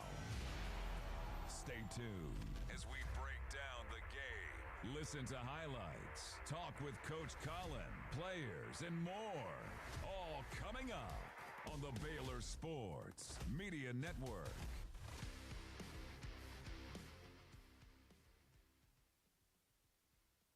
Texas Tech's way as Bailey Maupin hits a pair of free throws with 3 seconds left to give the Lady Raiders the win over the Bears. Texas Tech remains undefeated. It was a hard-fought game throughout, a tough defensive effort by both teams as Texas Tech wins this one by a score of 61-60. We welcome into the first Central Credit Union postgame show, and we are going to be joined immediately by Bears head coach Nikki Collin. Her postgame comments are brought to you by Alliance Bank. It's your bank. Well, Coach Nikki, a very hard-fought game throughout. Baylor certainly battled well, even without Talia Scott, with her being limited today. You know, from your standpoint, take us. What were the biggest keys in that final couple of minutes there? Is really both teams had some options, and Texas Tech was able to cash in at the line. Yeah, I think they called fouls at one end, and they didn't call fouls at the other end. You know, I don't think that last play that Maupin drove was a foul. I know that was a bailout call. You know, I mean, I think the game. You know, when I looked, both teams had 20 fouls. You're not gonna go back, but like when the official calls a play on a kid being out of control on the baseline, leaping and leaning, you got to let the players make the score or not score, because they could have called the same foul on Ting, you know, who was actually under control on the drive but got swiped across the arm. And so they should have let the players decide that, you know, and not put them on the line. But we had enough opportunities, you know, we had enough. And, you know, I was proud of Talia for finding a way. She got 2 assists, 2 key assists for us. Obviously lost the ball, you know, on the one possession, and then had a tough time getting a shot off. But I was proud of how she came in and helped us. I mean, we were +3 in that minute and 49 seconds. But you got to make the plays down the stretch, you know. We didn't make free throws in the first half. We made them again in the second half. We turned it over too much. They turned it over. We turned it over. But, you know, in key moments, you know, we had a lead and we caught and we turned it over. Like, that was the problem. We had like a 5-point lead. But giving up 22 points in the fourth quarter just, like, is not acceptable for us, you know. Like, we gave up 23 in the second and third combined, so to give up 22 in the fourth is just a lack of focus. We missed switches. We didn't finish plays with rebounds. You know, and it was just a tough game, you know, like Bella Fauntleroy has been so important to this program and so good, and she just struggled. She struggled at the offensive end, you know, I thought it wasn't her best defensive game either, but I know she's battling, and you still want her in there at the end because she's made so many dang plays for us over her career, that you still lean into the people that kind of deserve it. But, you know, there was a lot of even things about the game. You know, neither team shot it well, neither team, you know, but they made their free throws down the stretch. Got to ask you about the job Ting did, not just the 22 points, but the confidence. And, you know, you could see why you wanted the ball in her hands there late. You think about the Davidson game. You think about us being down 3. She hits a 3 today. Think about her hitting a go-ahead 3 in the fourth quarter. I mean, I don't know if you know, people talk about the clutch gene and things like that, but we've certainly seen her come through in some big moments, and really throughout the game today she was that player. Yeah, I mean, I think she's an elite shooter. I thought, you know, when she keeps her dribble down, she has the ability to attack and make plays, you know, and she's just a confident shooter, and it was good to see her. I thought, you know, we've got to get her to be more shot ready. You know, they were going under screens for some reason on her, which I appreciated, but I thought she had shots off of screens that, you know, she needed rhythm to get to her shot. We got to get her to read screens more consistently and have a burst off of screens. But you saw what she's capable of. She's capable of being a really elite offensive player. We got to get her defense to catch up with her offense. You know, I mean, what people don't see sometimes is the missed switches that lead to a layup at one end. So we got to work for a shot down here, and then they slip and get a layup because Bella and Ting, like, Bella calls the switch and Ting doesn't switch it, and they get a layup on an out-of-bounds play. And so it's just the little things we've got to clean up. Like, our execution has to continue to get better. And, you know, we have a lot of people in the game late that haven't been in a lot of late game situations. Kyla hasn't. KJ hasn't, because she didn't get tons of minutes in key games at OU. These are new minutes for Jana. Of course, they're new minutes for Markayla, for Ting. Like, so we've got a lot of kids out there that aren't used to 1 possession and 2 possession games, and we got to grow. I mean, this is tough. You got to hold serve at home. You know, I mean, the last game we had a few more people pick up the offensive slack than we had this game, and that was a good defensive team. We've been a good defensive team. It was a defensive battle, heavy on turnovers, heavy on missed shots. But, we got to grow. We got to get better. Giving up 22 points in the fourth quarter is way too many for us. Well, Coach Nikki, we appreciate your time. Hard-fought game. We'll hope you have a Merry Christmas, and for the team, a good time away just to kind of take a deep breath for Talia to get healthy and then come back ready to go in just so Stillwater. you know, Christmases are never fun for coaches when you go into them with a loss. Like, there's no such thing. Like, that's the tough part about this business and this job, and the highs are high and the lows are lows, and it's why there's a lot of people that work in sports but aren't like in the midst. The beauty of when you win close games like this, if Ting makes that shot, the euphoria in this building, the excitement with our team and all of that is like totally flipped, and we go home feeling good. And that's the crazy thing about sports. It's one point. It was one missed free throw. It was one, any one of those things. One rebound we didn't get, one layup we didn't make, and that's the frustrating part, like I think. But the good thing, we were in the fight without our best player. We'll get her back in another week, and we'll get back to work. Well, we appreciate it, Coach Nikki, as always. And again, if you can, and hopefully the team can a little bit, and we'll come back ready to go against Oklahoma State. The team might be very different from the coaches. Yeah. Don't get me wrong. And I do want to say before that, I really appreciated the crowd today. You never know when it's a doubleheader. Is that a good thing or a bad thing? Is it too long a day for people? How do people really view those things? And so really, really grateful for the people that were in the building. Disappointed that we didn't pull it out. Promise to continue to work to get better and make the fans here proud. So disappointed for them as much as for us, but we'll be better. Well, to that point as well, I'll say, you think about the Big 12 this year. It's I want us to win every game by 10 or 15, but the Big 12 is not set up that way this year for just about anyone. They can make a difference. These home games coming up after the break can make a big difference. Hope people really sense that today, because you could feel them this afternoon here. Yeah, absolutely. We didn't give them enough. There just weren't enough runs to really create the energy. Like, it was just such a grinded out. And then, we made a run and got up 5 or 6, and then just like in a blink of an eye, 2 turnovers, a couple layups. Like, you just got to make better decisions. It's that simple. All right. Well, Coach Nikki, thanks very much. Thank you. Head Coach Nikki Collin with her post-game comments. This is the First Central Credit Union post-game show. First Central Credit Union. Everything we do for you. We'll take a timeout, come back with stats, scores, and more after this here on the Baylor Sports Media Network. Hey, sorry, Lori. I thought that might be a one-question thing. Ram in Waco. Drive the stunning 2025 Jeep Grand Cherokee L with 0% financing for 60 months, or take $4,500 in combined bonus cash, plus $1,000 in select inventory cash.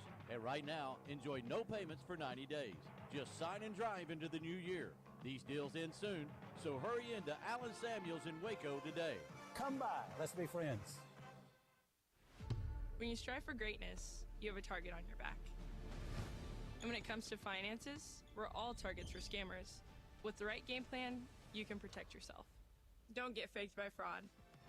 Here's a tip. Don't click on links in emails and text messages. Scammers send emails and texts that look real, saying there's a problem with your account or your order. Don't click. Don't do it, ever. Instead, go directly to the company's website and log in there. This message is brought to you by Central National Bank. Come see why Green Eye Associates is voted best in Waco year after year. Enjoy exceptional service and care from Dr. Leanne Green alongside her dedicated optometrist and staff. Receive trustworthy insights on your eye health. Enjoy the impressive variety of contacts and eyewear, and work with the most experienced optical team in Waco. Don't miss the new state-of-the-art dry eye therapies that rejuvenate the eyes and face with safe, non-invasive treatments to restore comfort and quality of life. Green Eye Associates, official optometrist of Baylor Athletics. Serving Texas since 2007, Magnolia Realty is a full-service brokerage led by expert industry knowledge and a commitment to community. With kindness and integrity at the forefront, every agent is equipped to help you navigate the market and make the real estate journey your own. Whether buying or selling, feel supported with an award-winning agent at your side from first offer to contract and close. Magnolia Realty serves cities including Waco, Dallas, Fort Worth, Austin, San Antonio, Temple. Learn more at magnoliarealty.com. You're listening to Baylor Women's Basketball on the Baylor Sports Media Network.